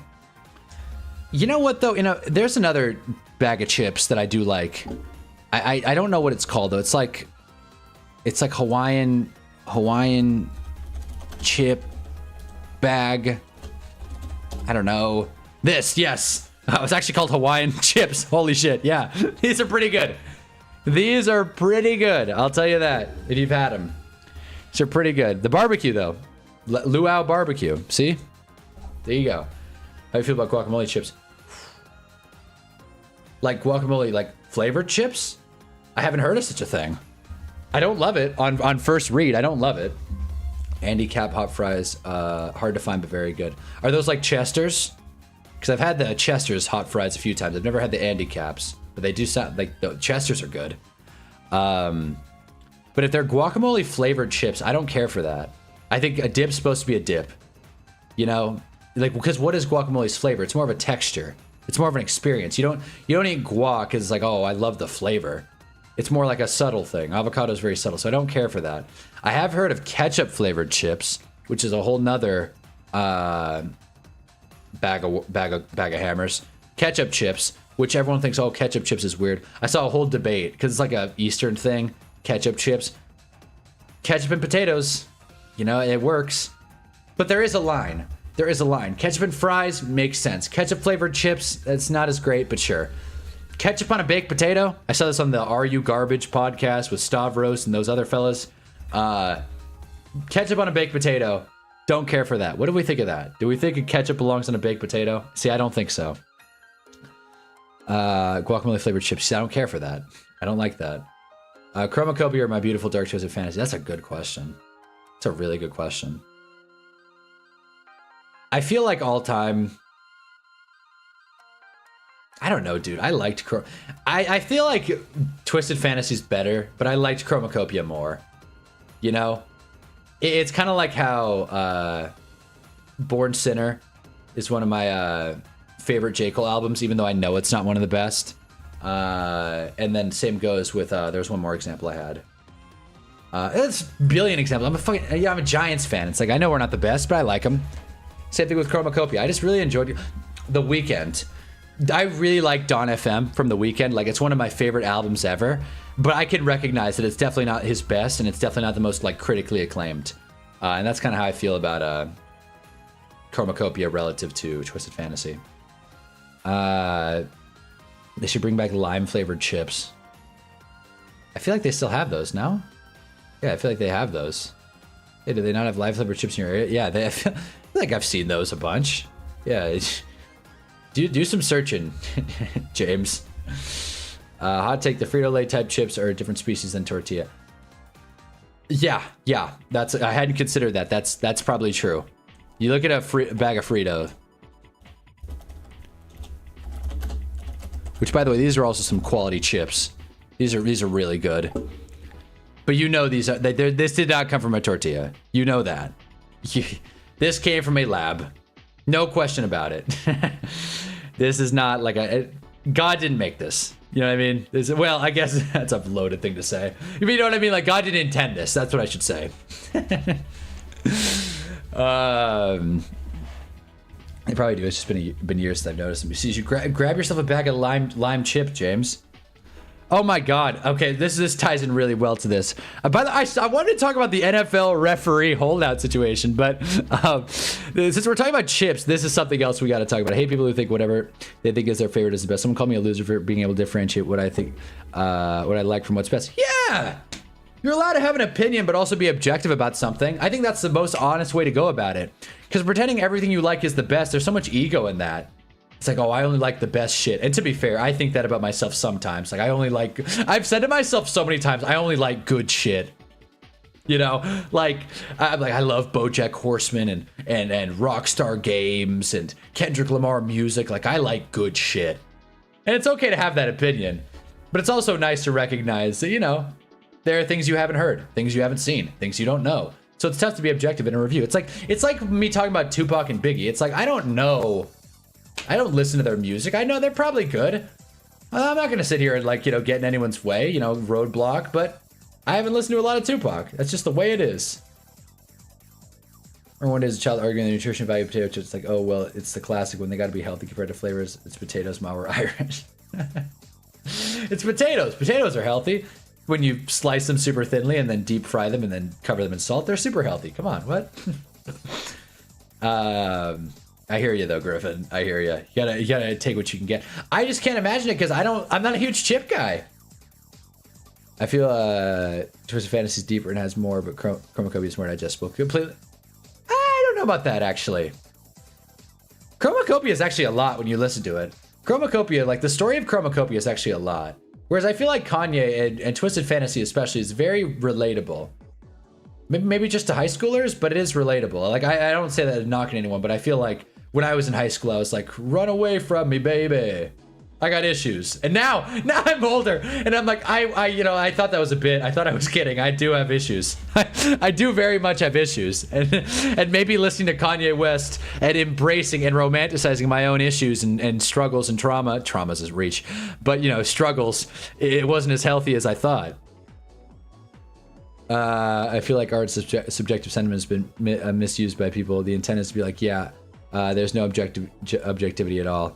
There's a reason why there are theories out there are taught to people. Yeah, I would reverse that. You're wrong. My opinion is the correct opinion. You see?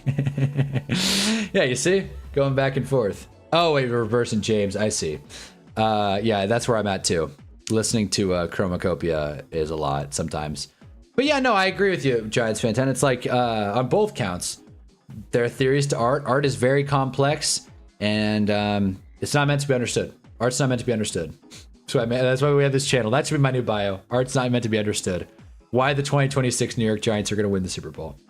I know it's a lot, but it's easier to understand the point of Chromacopia. It's more straightforward, but like the point of Kanye's like albums, especially Twisted Fantasy, is like, I'm crazy. Deal with it. Like that is the point of the album. Like and it's not a bad theme to have, but it doesn't go as deep as say Tyler does. So I just feel like it is a little more digestible. Like people listen to, like, that's why Power is so successful, because you can listen to Power anytime out of context. It's like DNA. It's like you can listen to Power and not have to listen to the album and be good. All the Lights, which by the way, I really do think, I wish the All the Lights interlude was included in the song. I know it makes sense why it wasn't. You can't put a minute-long piano like solo in front of a big hit like that. I get why they split them up. I wish they didn't. The All the Lights interlude is one of my favorite moments of that whole album. There's a lot of good songs on it, but it's a tough call. All right, I want to talk about this really quick. I want to talk about this, even though I'm always down to talk Kanye. Okay, this one I'm gonna pull up off tab because this is the funniest thing I've seen in a while.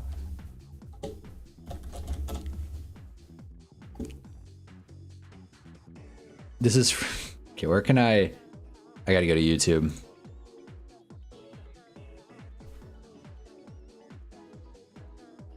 In due time.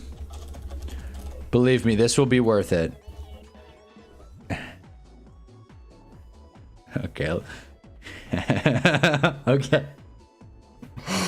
So I don't know how online you guys are. But if you're not this online, try and catch up, please. We're talking about the Pringles chocolate block. I don't know if you guys have seen this or not. Interlude is so good. Yes, it is. Power is so successful because of A&M. Yeah, totally. Not because it's a great song. So many hits on Twisted Fantasy. The Pringles chocolate brick or chocolate block, depending on who you're asking. Okay? I'm gonna play. You guys can see what's happening here. I'm gonna play a video or two.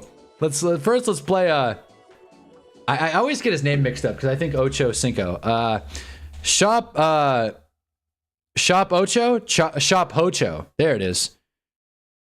This is my guy. I watch all of his shorts, man. I love nothing I love more than people in a car eating food. It's one of those things that I can't explain it. I enjoy watching it. It's like when people watch like murder investigations, like murder documentaries, and it's like, I don't know why I watch this. I just feel like I have to. That's me with people reviewing food in their car.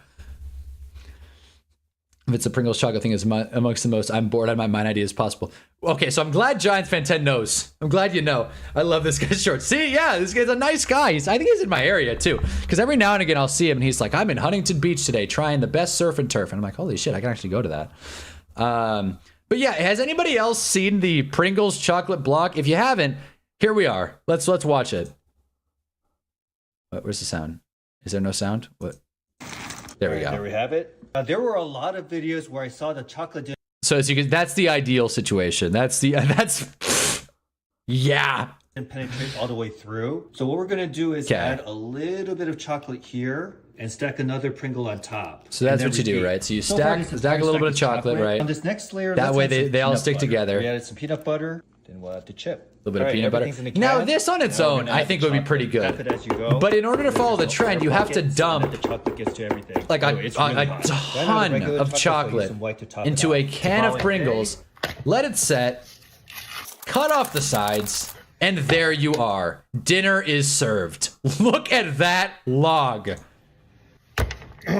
As you can see, the chocolate completely penetrated. This is the kind of thing that would break a knife too. And harder to cut. Kind of looks like a fossil. I can't imagine a world where that's bad, but holy shit, is that a lot?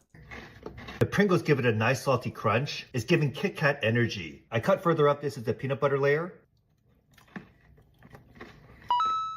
I feel like if you use a good chocolate, this probably could be like the most indulgent thing I could ever imagine.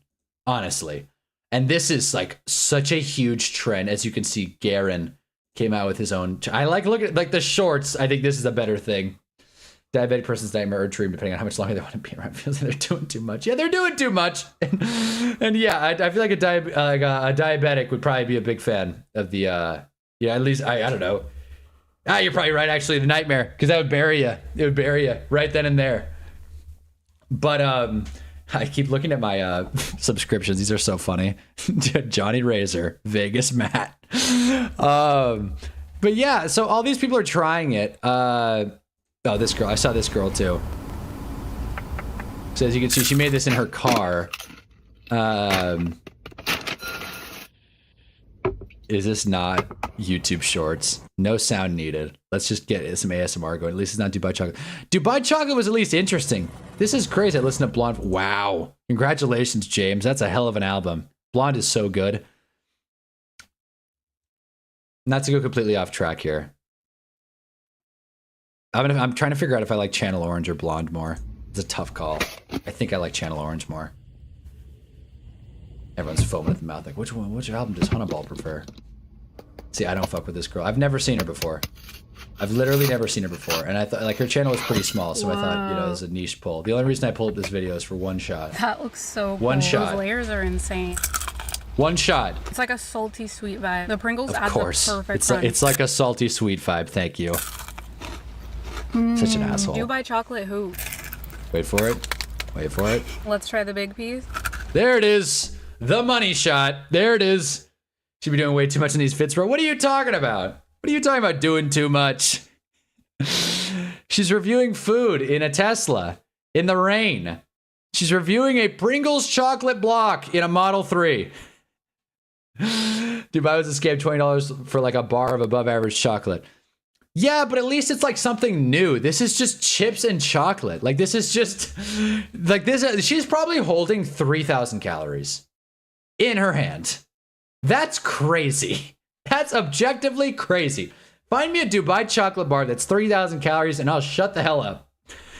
Speaking of chocolate, got this guy right here. Forgot about it. Got the Mosh brain and body fuel. So I'm going to eat this at the end of the stream and, you know, go solve world hunger. Apparently this is a brain superfood. So, you know, we'll check this out.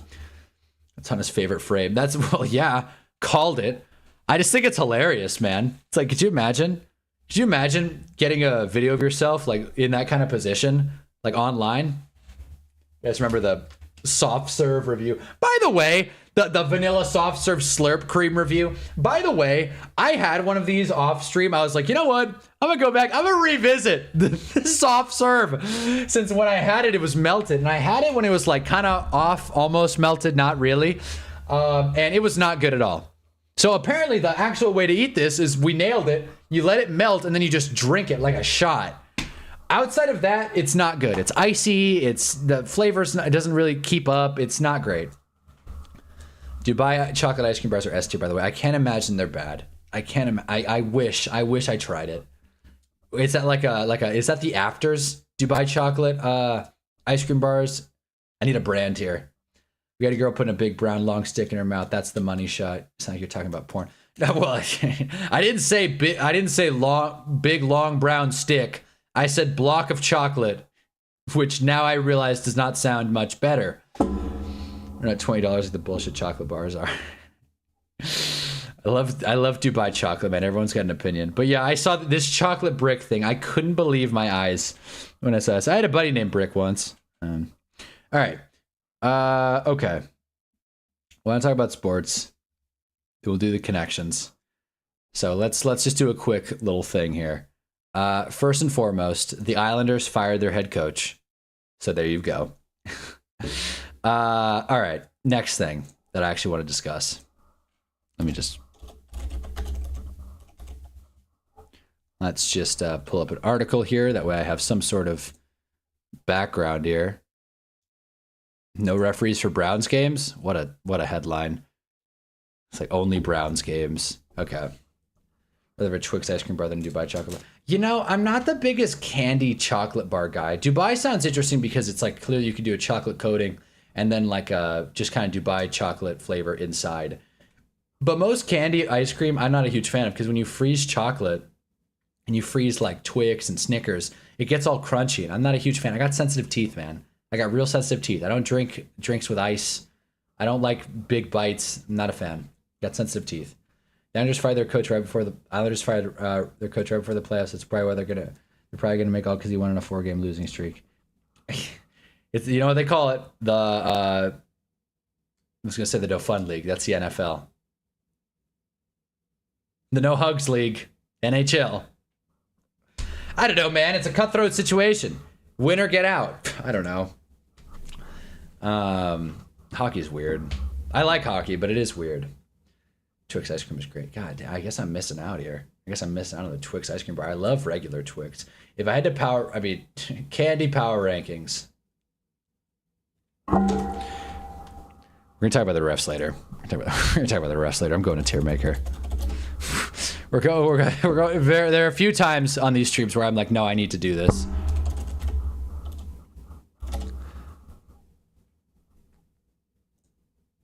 Here we go. Okay, perfect. We're just gonna jam through this, all right? I'm gonna explain what I can. Okay, perfect. SABCD. Yeah, never had it. Okay, 100 grand. Never had it. Probably would think it's okay. Three Musketeers. Hate Three Musketeers, man. I think Three Musketeers sucks. Airheads are pretty good, not great. They're pretty good. Almond Joys. I like them more than you'd think. I like them more than I would expect a person to like them, I guess. Like if I wasn't myself and I was just like observing the rest of the human race, I wouldn't expect myself to like an Almond Joy. However, I do kind of like them. They're a C. I miss the old Choco Taco. Oh, I've seen a few reels about that. Yeah, bring back the Choco Taco. Should I give a tier maker addiction? I kind of do. Any chance I can to get my next fix. Oh, we got you here. What's up? Those Oreo ice cream sandwiches always slap. I don't. Again, they're fine. They're good. Maybe it says I'm not an ice cream sandwich guy. I prefer just scooping the ice cream out of the bowl like a man. I'm enjoying S tier. All right, fair enough. Babe Ruth is not great, but it's better than Three Musketeers. If I liked baseball, it'd probably be in C tier. Butterfinger's also perfect C tier. Candy corn. I don't hate candy corn. People do. I don't think it's amazing, but D tier. Crunch. I thought I would have to wait. Crunch. I wish I could describe how happy that just seeing that Crunch bar just made me. I didn't think he would make the list. I didn't think he'd get invited to the party. The Crunch bar is my favorite candy. I thought I would have to wait a little bit. The Crunch bar is my favorite candy, at least right now. I love a good Crunch bar. Dots, fuck Dots, man. Dots suck. Dots, I don't care for Dots. I really don't. I like Crunch but hate Nestle. Fair enough. That's a good point. Honestly, I hadn't considered that. I like the Oreo ice cream sandwich too chewy. Is that right? Fun Dip, A tier. Fun Dip is so good. Fun Dip is great. I should put Fun Dip in S tier. I really should. Fun Dip is great. You never have a bad time eating Fun Dip. It's literally in the name. Fun Dip is great. Love. Hell yeah. Valid. I think Fun Dip is great. I might move Fun Dip to S. I'll let you guys know. Haribo gummy bears. The thing with gummy bears is I feel like, you guys can tell me if I'm wrong here. You go on a big gummy kick every now and again. And like sometimes Haribo gummy bears are like the best thing ever. Other times it's like the worst thing, last thing you want to eat. I'll put them in B, above the Airheads. Heath bars are very underrated. Heath bars are good. Heath bars are damn good, actually. Hershey's. I remember one time, I think I talked about it on stream. If not, who the hell gets a straight Hershey bar? Who goes into a store? What kind of lunatic goes into a store and gets a straight Hershey bar? I'm all for Hershey's for s'mores and Hershey chocolate and other stuff, but a straight Hershey chocolate bar, no thanks. I like chocolate bars. I've been known to get a Tony's Chocolonely or whatever, Chocolatoni or whatever. Those are very good and ethically sourced. I've also had a Feastable or two. Never do I get Hershey's chocolate just straight. Gummy Coca-Cola bottles, never had them. Never had them. Are they good? Do they taste like not gummy bears? I always assumed they just tasted like gummy bears, but look different. Oh, The bunch of crunchers. The bunch of crunch, dude. They don't even sell them. When I went and saw Mario, I texted my friend. I was like, I'm gonna be a little late. I'm gonna go and try and find some bunch of crunch. And I went to 3 gas stations and couldn't find any bunch of crunch. I was really sad. I ended up just getting a protein bar and like some what was it? Protein bar and why am I even telling you guys? Protein bar and I think some like mini Kit Kats. Yeah, some mini Kit Kats. The unwrapped. Tony's everything bars are like crazy. They're great. They're so good. I'm glad this candy conversation's got the people talking. People who did straight Hershey's pick Mario. Yes. Yes. That is exactly it. That is exactly it. They pick Mario and Mario Kart. That is exactly it. Well said. Well said. Oh, man.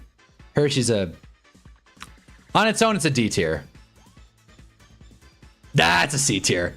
That's a we're gonna go bottom of C. Bottom of C, and it will not. Everything I put in C will be ahead of Hershey's. Hot tamales are so good. They're so good.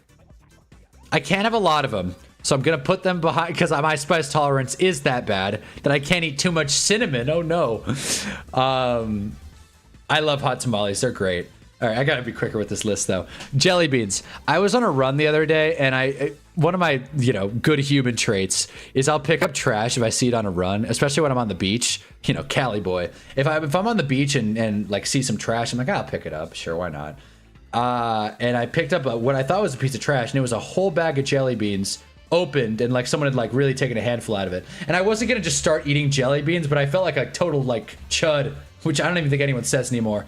But I felt like a total tool going up and picking up a bag of jelly beans, just being like, well, what am I going to do with this now? Like, this isn't like trash. It's like leftover food. I should have just left it for the birds. I threw it away. Not a big jelly bean guy, honestly. Not a big jelly bean guy. Jolly Ranchers are fine. Jolly Ranchers are okay. They're fine. Like, like a Jolly Rancher has never made my day. But they're C tier. Hershey's Kisses. See, this is what I'm talking about when I say I like Hershey's chocolate in other forms.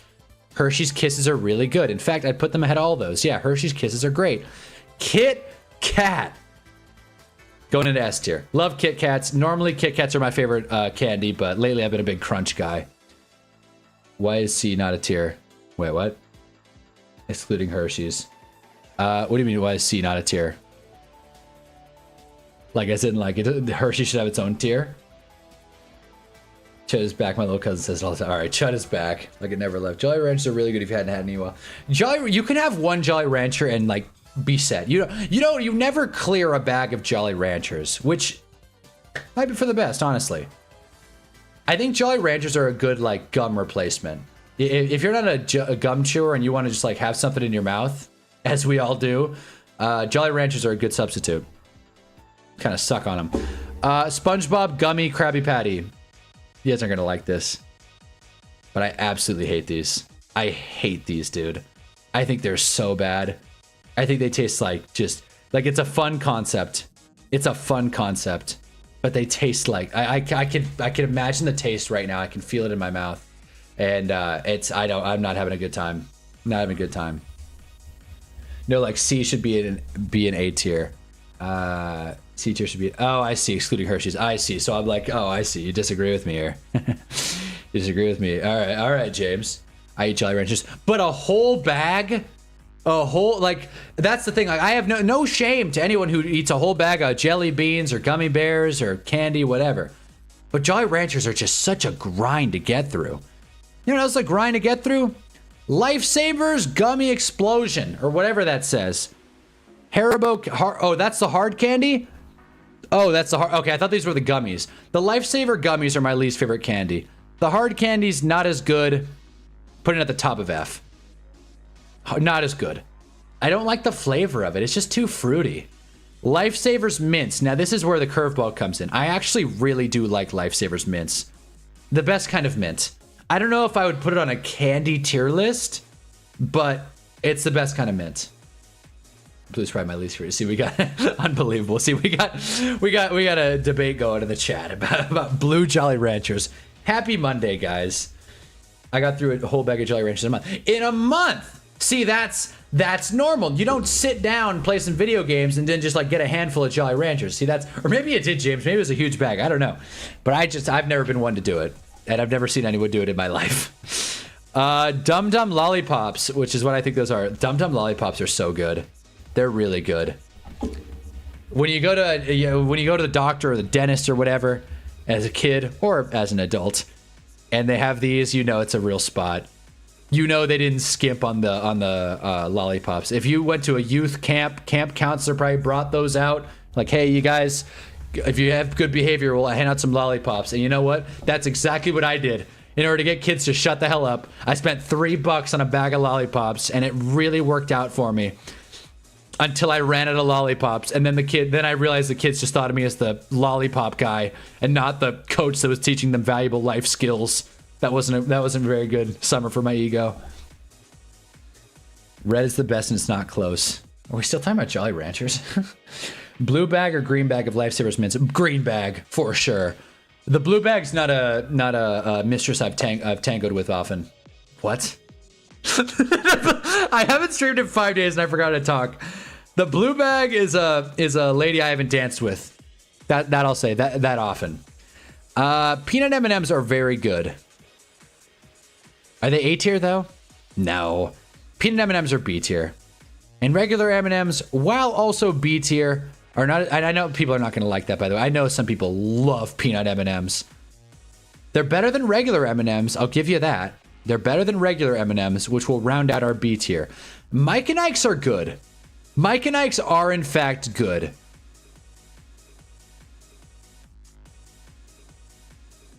The way I'm kind of seeing this is like S tier are like my favorites.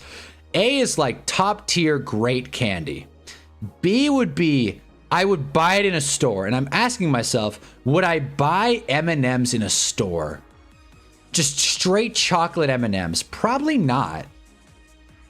But at a movie theater, maybe. So that's why we'll give M&Ms the benefit of the doubt. Now, would I buy Mike and Ike's? Would I purchase Mike and Ike's? Probably not. But when I got Mike and Ike's in the candy bag on Halloween's, I would eat them. I would eat them. We'll put them right there. Milk Duds are underrated, but they're a pain in the ass to eat. They're just a pain in the ass to eat. I would never buy Milk Duds. Milky Way, not the greatest candy ever. Yeah, it's not the greatest candy ever. I don't like nerds. I really don't like nerds, man. I hate nerds, man. I'm sorry. I do not like nerds. I know a lot of people love them. I do not like nerds. Pretzels are not a candy. I'm not putting them up there. Reese's peanut butter cups. I'm going to go top of A. They're the only candy that I feel like has some like variance to it.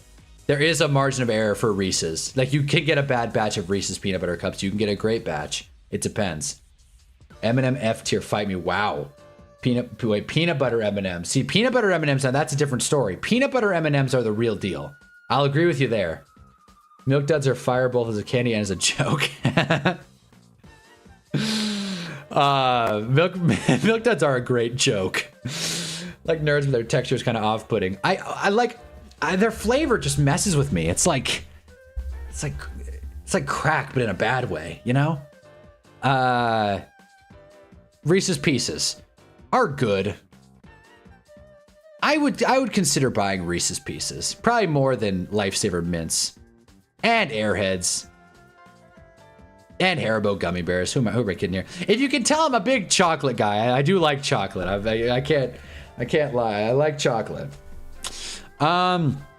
Ring Pops. That's a fun one to include here. Ring Pops are so cool. Ring Pops, they like you can wear it, and that's about the extent of what you could do with Ring Pops. Because eating them is a real headache. Actually consuming a Ring Pop. You ever tried to like? You'd never feel dumber than just like I need like a thing here. You know, this is the pop. This is the pop part of the Ring Pop, and you can either like take a big bite or you can lick it. Either way, like this, it doesn't work. I'm done showing examples. It doesn't work. There's the ultimate Halloween candy besides candy corn. I agree with candy corn being the ultimate Halloween candy. I don't think nerds are the ultimate Halloween candy. I get what you're saying, though. You always find stray boxes of nerds at the bottom of the bag. So I get what you're saying. Because they're so small. There's like eating fish bones, but sweet. Shit, I guess. I guess I'm not going to dispute that. Some of these candy are only as good as a topping. Reese's Pieces are one of those. Reese's Pieces are good as a topping, but I would eat a bag. I would eat a box of Reese's Pieces. I would sit my ass down and eat one. I have done it. Ring pops are a fashion statement, not candy. Yeah, see, there you go. Maybe I shouldn't rank them. It is a candy you can consume though, and I think they're funny. Not Reese's, Ring Pops. We'll put them in C tier. They're fun. They're at least fun. Hate it or love it. Rolos. Rolos do not get nearly enough love. Rolos are very, very good. I'm having so much fun. I'm putting them ahead of Heath bars. Skittles. I'm not a Skittles guy. I have no shade to the Skittles community. I completely understand a person liking Skittles, but clearly I went more chocolate than fruity. So I'm not gonna stop now. Skittles at the end of D tier. Smarties. That's a fun one. That's a classroom candy right there. You get good behavior and they hand out Smarties and then you like mess around with your friends. You guys ever do the thing where you like crush them up and then, you know, exhale into them like a puff? Swedish Fish W. Swedish Fish coming up. I'm excited for that one. But Smarties, I associate Smarties with good memories, and I think that's why I'm going to put them in C tier. Much like Ring Pops, actually. Yeah, that's about perfect. Snickers. You're Not You When You're Hungry is a very effective ad campaign. I think about it all the time. Every time I have a Snickers, I'm like, that was actually pretty satiating. Snickers are really good. I'm not going to put them in A tier. I'll put them at the top of B. They're too mainstream. They're the Mario of candy, I feel like. No, that's Hershey's. Never mind. They're the Kirby of candy. No, they're not. That's Skittles. Snickers are the Captain Falcon of candy. No, I'm sorry. Snickers are the Star Fox of candy. There you go. A little bit of taste to it. A little bit of a learning curve. Sour Patch Kids. They're not bad. They're not bad. You know, I think I'm starting to get a tummy ache after talking about all this candy. Sour Patch Kids, the watermelon aren't here, so I'm exempt from that debate. Frankly, I don't taste the difference between the kids and the watermelon. I normally get the watermelon because I just think it looks cooler, and I don't like eating kids. So there you go. I'm not like a Dahmer type. I feel like they're not better than Milk Duds. I'd honestly rather have Mike and Ike's than Sour Patch Kids. Sue me. I honestly rather would. Starbucks ain't even close to being mainstream. He's in the Mario. What do you mean? He's in the Mario movie. They're the Call of Duty candy. That's probably better. That's probably better. Snickers is like the Coke of candy. If you didn't smoke Smarties in school, you were a square. Yeah, you see? See? Sour Skittles are gas. Neither of them made the... Sour Skittles didn't make the list. Sour Skittles are good, though. I like them more than regular Skittles. I'll say that. I do kind of like sour candy. Just not Sour Patch Kids in this context. I like that Call of Duty candy, though. Snickers are very basic. They're very mainstream. I know that. Maybe the Captain Falcon? Link, maybe? Candy? What is, like, the mainstream Mario play besides what is the mainstream Super Smash play besides Mario? I feel like Kirby. Is it Link? I wonder. Like, what do we think of that? Like, what is... Kirby's probably up there. And then after that, I don't know. Who is the mainstream Super... That's what I was thinking. Who is the mainstream Super Smash character? Snickers overrated as fuck. Otis trying his best to rage bait today. I mean, overrated. I mean... How so? I mean, is anyone's favorite candy Snickers? You know? It's, oh God, I had a good example. It's like on the top of my head, man. Damn it.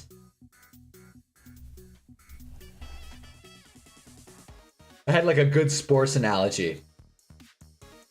It's like saying Snickers are the Dak Prescott of candy. I don't know. Mario, Fox, Jiggly, Falco. See, I thought it would be Fox. But Kirby is not Snickers. Kirby is Skittles. We all know this. Sonic for sure. Really? Sonic gets that much work? Sonic's good. I never use Sonic.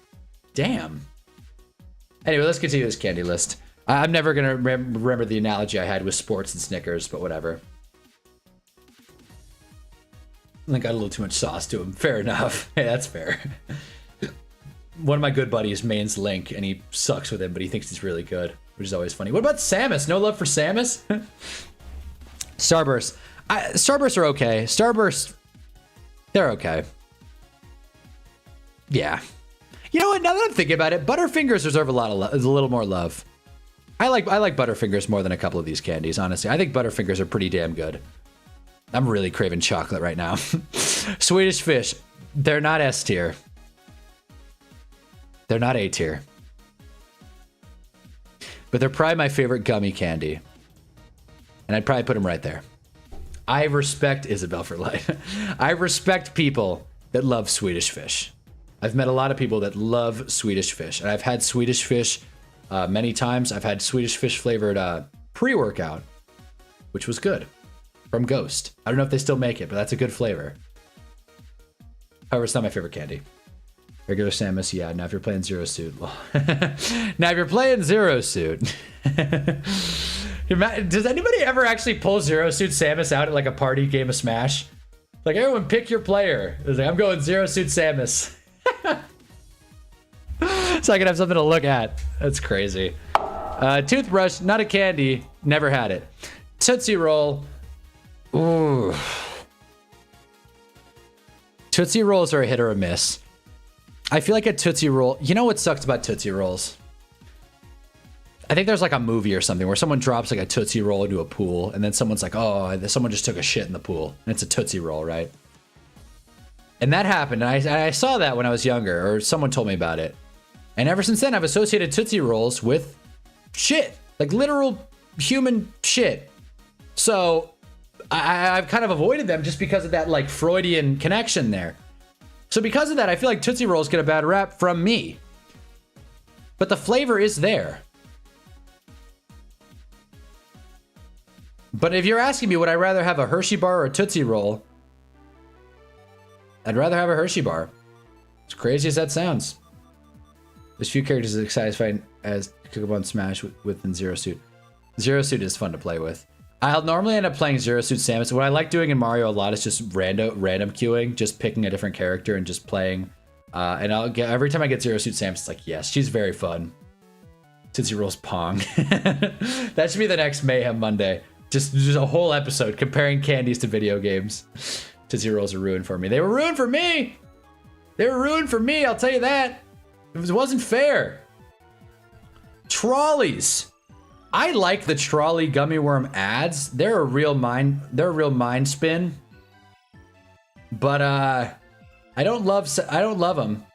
They've got a lot of chew to them. You've really got to chew the trolley sour worm crawlers or whatever. You really got to chew them.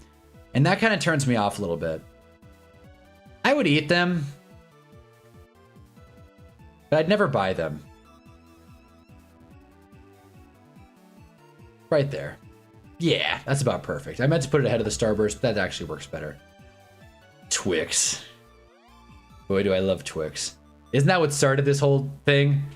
Isn't that what started this whole discussion? I love Twix. I'm not going to beat around the bush. Twix are S tier. Twix are... You can't have a bad Twix. You just can't. You can't have a bad Twizzlers. Anytime you eat a Twizzlers, you can have a bad Twizzlers. I can't stand Twizzlers, man. They're so gross to me. I think it's like it's like eating like plastic leather. Red plastic leather. Red pleather. There you go. Welch's Fruit Snacks. Hardly call them a candy, even though they do have the chemical makeup and nutrition of candy. I wouldn't really think of them in the same. Like comparing a Welch's Fruit Snack to a Fun Dip or a Kit Kat is just not fair. That's just a losing battle. This is like putting Mac McClung into a dunk contest, even though Mac McClung would actually kind of carries the dunk contest. That's not an example. It's like them putting anyone else in a dunk contest. They just don't belong. Hannah doesn't brush his teeth. You got that straight. Welch's Fruit Snacks, not a candy. I'm not ranking it. If I would, it would be like D tier. Like they're fine, but they're not. I'm not putting them in candy. Oh, Red Vines are... I like Red Vines. If Red Vines were on here, Red Vines would be in C or B tier. B or C tier. I like Red Vines, man. I can't stand Twizzlers, though. back in the day, I don't know if they still do. I think they do actually. In like the smaller snack-sized Twizzler candy packs or whatever, where it's like not a big pack, just like a small one. They would have rainbow Twizzlers, and those were actually really good. They had a little bit of a chew to them. All those food dyes made it taste better. Who would have thought? Whoppers. Whoppers catch a lot of hate. I would never buy a Whopper, but I do enjoy them when I have them in small doses. Whoppers. And last one, a York peppermint patty, good in small quantities, but you much like jelly beans and Jolly Ranchers, you can't sit down and have a whole bag of York peppermint patties. I'd probably put them right here by the Almond Joy. Didn't know what Whoppers traumatized me as a kid. I didn't know what it's a lot. It is a lot. It's an experience for sure. So this is my candy tier list.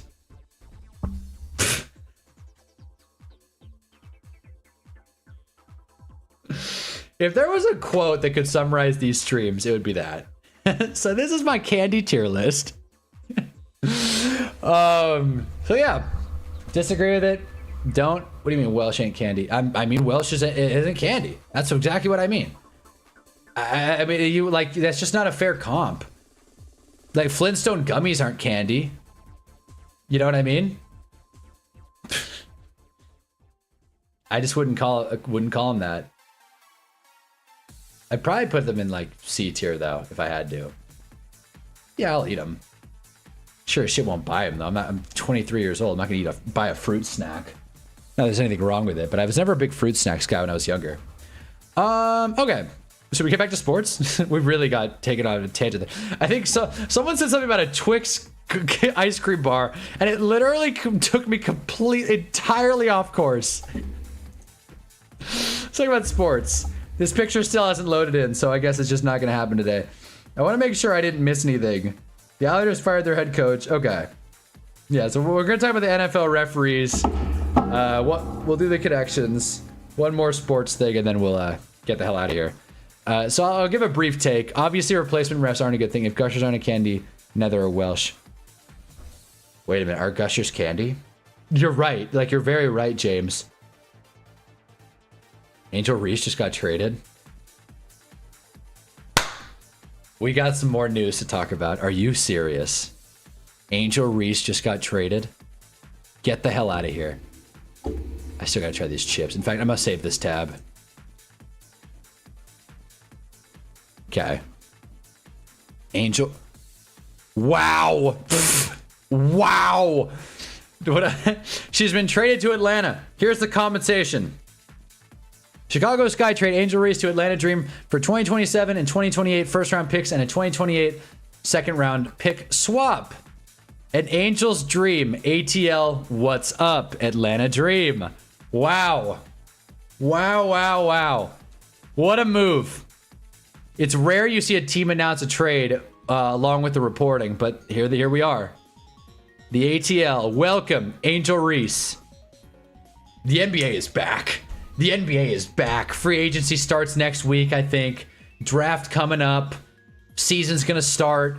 Trades are happening. Like, you know a league is coming on when there's a Woj bomb. Angel Reese is moving. The WNBA needs more of this. They need to take the page out of the NBA's book and, just force more trades out to get more people talking. The Atlanta Dream for 2 first-round picks. Please. I feel like it's going to be very tough to analyze this trade. Because in my WNBA rebuilds, I've realized that first-round picks in women's basketball are not super valuable. But at the same time, because there's only, 12, 13 picks in the first round? You'd think a top that's a lottery pick in the NBA. You'd think that'd be really valuable. They're actually not. So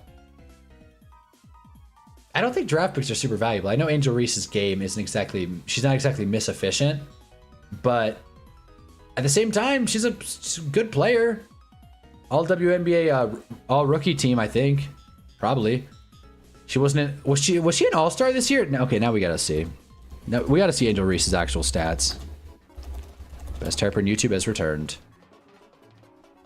Where's the basketball reference to Angel Reese? Here we go. 2-time All-Star. Wow. I thought, wow, okay. So she was all rookie, 2-time All-Star, and 2-time TRB champ. I don't know what that is. But they call her Bayou Barbie and Chi-Town Barbie. I guess I'll have to call her something else now. Yeah, man. 14 points, 12 boards, 2 assists a game. Hey, man, you're getting a... Look, you're getting a... how old is she? Where's the age? Where the hell's age? I'm assuming she's like 24. You're getting a 24-year-old, more player info. You're getting a 20... Yeah, gonna be 24 this season. She's about a couple months older than I am, which... 9 total rebounds. Yes. 8.3 defensive. Double-double machine who's a decent defender. Yeah, see? Double-double machine. She's a bucket. She can board up. Former first-round pick as well. Clearly she was having issues with, like, you know, the Chicago front office. She, like, spoke out against it. She said, we got to start winning games. That's so funny, by the way. She's like, we got to start winning games, and they traded her. Even the WNBA has some kind of tanking. But yeah, good for Angel Reese. Happy for her. That's big news. That's big news. Also, Cardinal Tate's trending. Why? He will attend the draft. Prime Video releases first trailer and teasers for Invincible Episode 6. I cannot wait. I'm foaming at the mouth. Have I streamed since the last Invincible drop? I don't think I have. Oh my god. I haven't streamed since the last Invincible drop. Oh my god. You want to win? Get the fuck out of here. Yes, exactly. Okay. So Angel Reese is an Atlanta Dream. Okay. Should I just talk about the NFL referee thing on Wednesday? I'll just give a brief take. You haven't. I haven't. Okay, we will bring that up because I'd rather talk about Invincible than the ref thing. Basically, replacement refs are coming back, and what I want to talk about specifically is who has leverage in this specific negotiation. Because Danny Heifetz of The Ringer said it was the referees because the replacement ref situation in 2012 was such a nightmare and a mess that the NFL has no leverage. Now, what I would argue, and by the way, the last time there was a dispute like this, the financial dispute, the reason that refs took the season off was over $3 million. $3 million, a fraction of what Matt Flynn was paid to watch Russell Wilson play in 2012. The NFL couldn't pony up. The NFL, the multi-billion-dollar entity, NFL, is haggling over a few million bucks. That happened last time around. So could you imagine 14 years later with how much cost efficiency and margin cutting this country has gotten, how tight the NFL is going to be with these refs? It's going to be a bad situation. It's going to be a really bad situation. The games are going to be rigged. The Giants are probably going to get screwed, and this will probably be the reason we don't win the Super Bowl. I'm not thrilled about this. I know I don't have much say in the matter, but I just think it's worth bringing up that the NFL is cheap, and I'm sick of them skirting a couple bucks and making the product worse. I'm sick of that. I feel like refereeing is easier now than it was in 2012. Apparently they're going to add like expedited review more so. So that's nice, I guess. But I just don't trust it. Very good episode. I just don't like what they've done with Tech Jacket. Well, you don't like that she's a woman? Giants fan 10, is that it? Are you bigoting? Haven't seen any of the season yet. My Amazon's tweaking. Well, James, we will talk about it, and there will be spoilers, so I don't want you to get it spoiled. But it's been good. I've liked it a lot. I've enjoyed it a lot. Apparently, the episode that I really liked, not last episode, but the one prior, was the lowest rated on Rotten Tomatoes and IMDb, and it still is, by the way. The Hell episode, which I thought was good. At this point, let the fans ref. Let Hunnaball ref. That'd be a fun thing. The NFL's, like, let a fan ref week. Dude, I know it would be awful, but if I like the NFL product is too valuable and too important to like mess up. But if you did 1 week, just one Sunday, bring your fan to referee week and watch referees and fans just be terrible at it, like inconceivable mistakes, and it would maybe make everyone chill out on the refs. We don't understand flags. Made a video about it. I don't like that she's a love interest for Oliver, seemingly. I also don't like that don't like that she's a woman and she's just going to be the same character. If you're going to gender swap her, change the character up. Well, what is the... I mean, they didn't give her much screen time, so we don't even know what her character is. I understand that you don't like that she's Oliver's... going into potentially being set up to be Oliver's love interest. But, I mean, it's not like she got a ton of screen time, so it's not like we really got much with her character. I'd give it a little more time. And NFL should take MLB umps because they're getting replaced by robots. Yeah, that's a great thing, yeah. I love seeing AI referee or umpire and MLB games. Apparently, fans like it. Apparently, it's working out, but still, it grosses me out personally. That's just me, though. So, yeah, replacement refs. It's going to be a disaster. We're going to have no referees for Browns games, which is going to be real devastating. And, yeah. So, there you go. It's funny because 2012, the year of the replacement refs, was my first year watching football. As I say, I've said a million times on this channel. It was my first year watching football, and I didn't think much of the replacement refs. I didn't have any context. I didn't have any frame of reference. Everyone's like, these replacement refs are terrible, but I didn't know. I didn't know what a neutral zone infraction was. Now, 14 years later, and now I'll actually have the football know-how to be like, where's the illegal procedure? What the hell? So yeah, Oliver's a lot more annoying. I like Oliver. I like what Oliver... Dude, Oliver's like 13. He's like 13. Of course he's annoying. That episode was enough to see it's just the same character. All right. All right. Fair enough. I mean, she is, you know, spunky.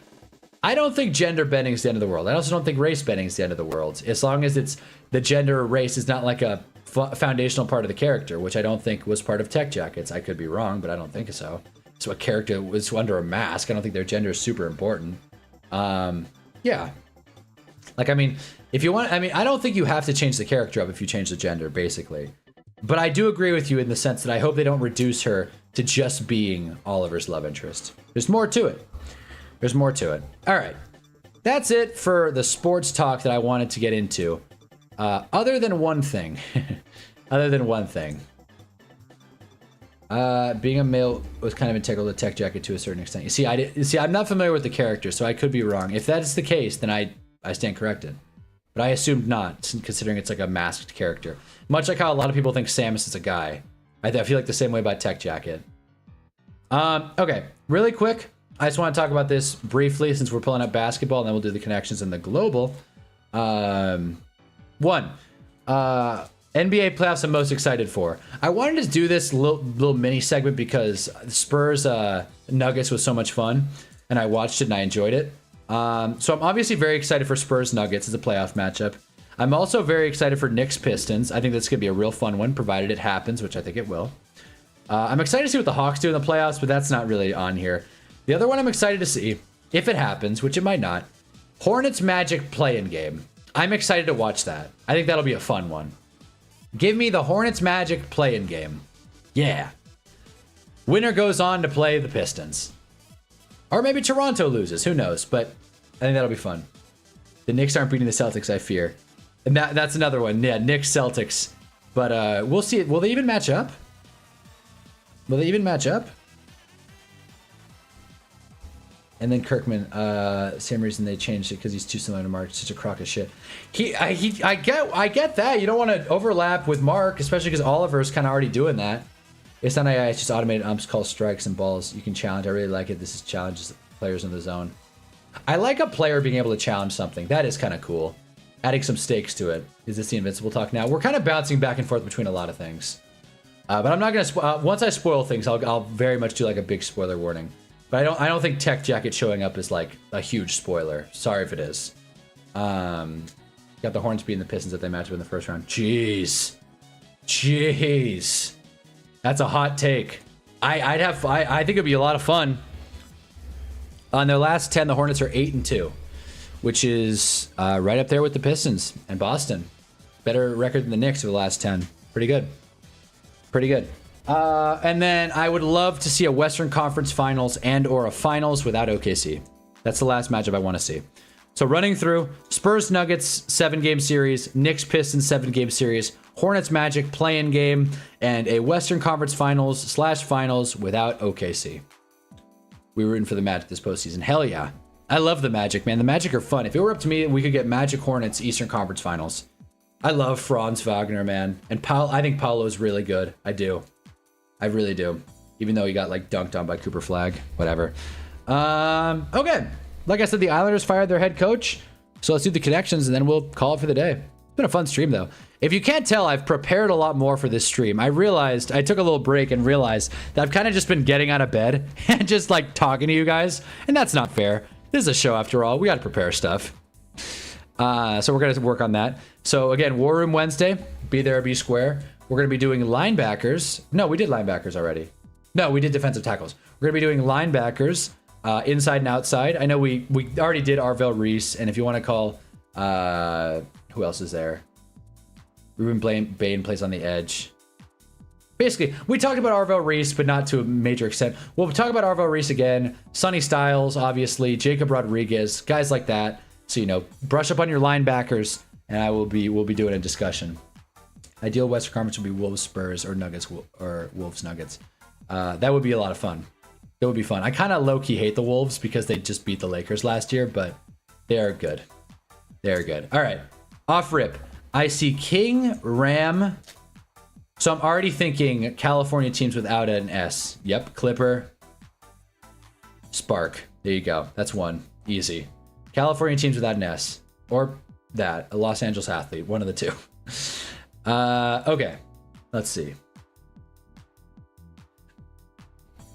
Bosch, Weber, Mullen, Paul. These are all basketball players.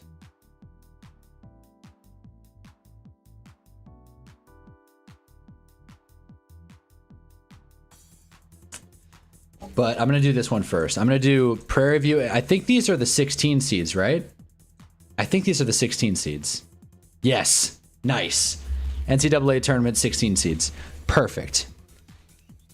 And then I feel like Sugar, Orange, Rose all go together. So it's like, where does Fiesta go? Are these player names that mean something else? Well, I guess we'll do the basketball players first and then just see. Yeah. Basketball, Chris's, right. Chris's. That's it. I said crises. And college football games. Duh. Oh my God. Orange, Fiesta, Sugar, Rose. Duh. As you can see, I lost the streak. But yeah, we made fewer mistakes than most because we know ball. Simple. Bowl games. There it is. There it is. All right. Last thing. Let's do the Daily Global. Maybe the fast. We smoked it. I know. Seriously, I'm mentally sharp. When you prepare for these, live streams, it's like I'm mentally here, man. It's nice. Robo Arms on AI. I like them challenges players in the zone. Yeah, I hear you, Otis. I think it's just like a repeat message, but YouTube does that sometimes. But yeah, I hear you. See, I mean, AI, different word for data entry. Show me Guadalajara.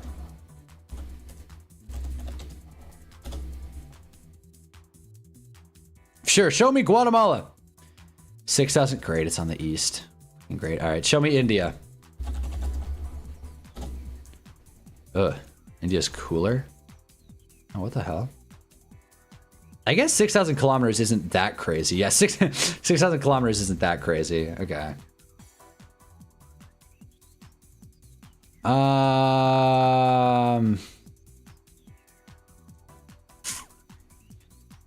Yeah, no, it's not there. It's not Hawaii. That's not even a state. I wonder if Hawaii is even on here. All right, let's go Brazil and see what happens if we're going in the right direction. Whoa!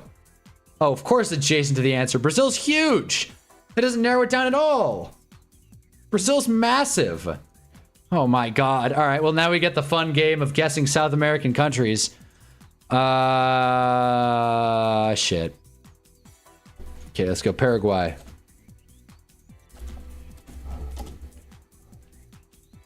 Like how they're like, Paraguay's cooler. Okay, cool. Bolivia. I like it. Bolivia. Bolivia's cooler. What? Wait. How's Paraguay? Okay. But I don't even know where Uruguay is, but let's go for it. Uruguay. Whoa! Holy shit! We got it in 6! That was the best! I've never gotten it without like a ton of help. I took one guess from you guys. I took Bolivia. John put you're gay. I think he meant Uruguay. He put you're gay. Oh shit, W. Wow. Average guess is 12.8, and we got it in 6. Wow. What a morning. April 6th. This has been a good one, guys. I'm fired up. I'm fired the hell up. We got the connections in 4. Perfect. And we got the global in 6. Out of every country in the world, we got it in 6 guesses. Yeah, man, yeah. All right. Drop a like if you haven't already. All right. I guess that's it. I guess that's it, right? Like, I mean, yeah, man, let me play a song. Hyper exciting Nintendo and video games mix.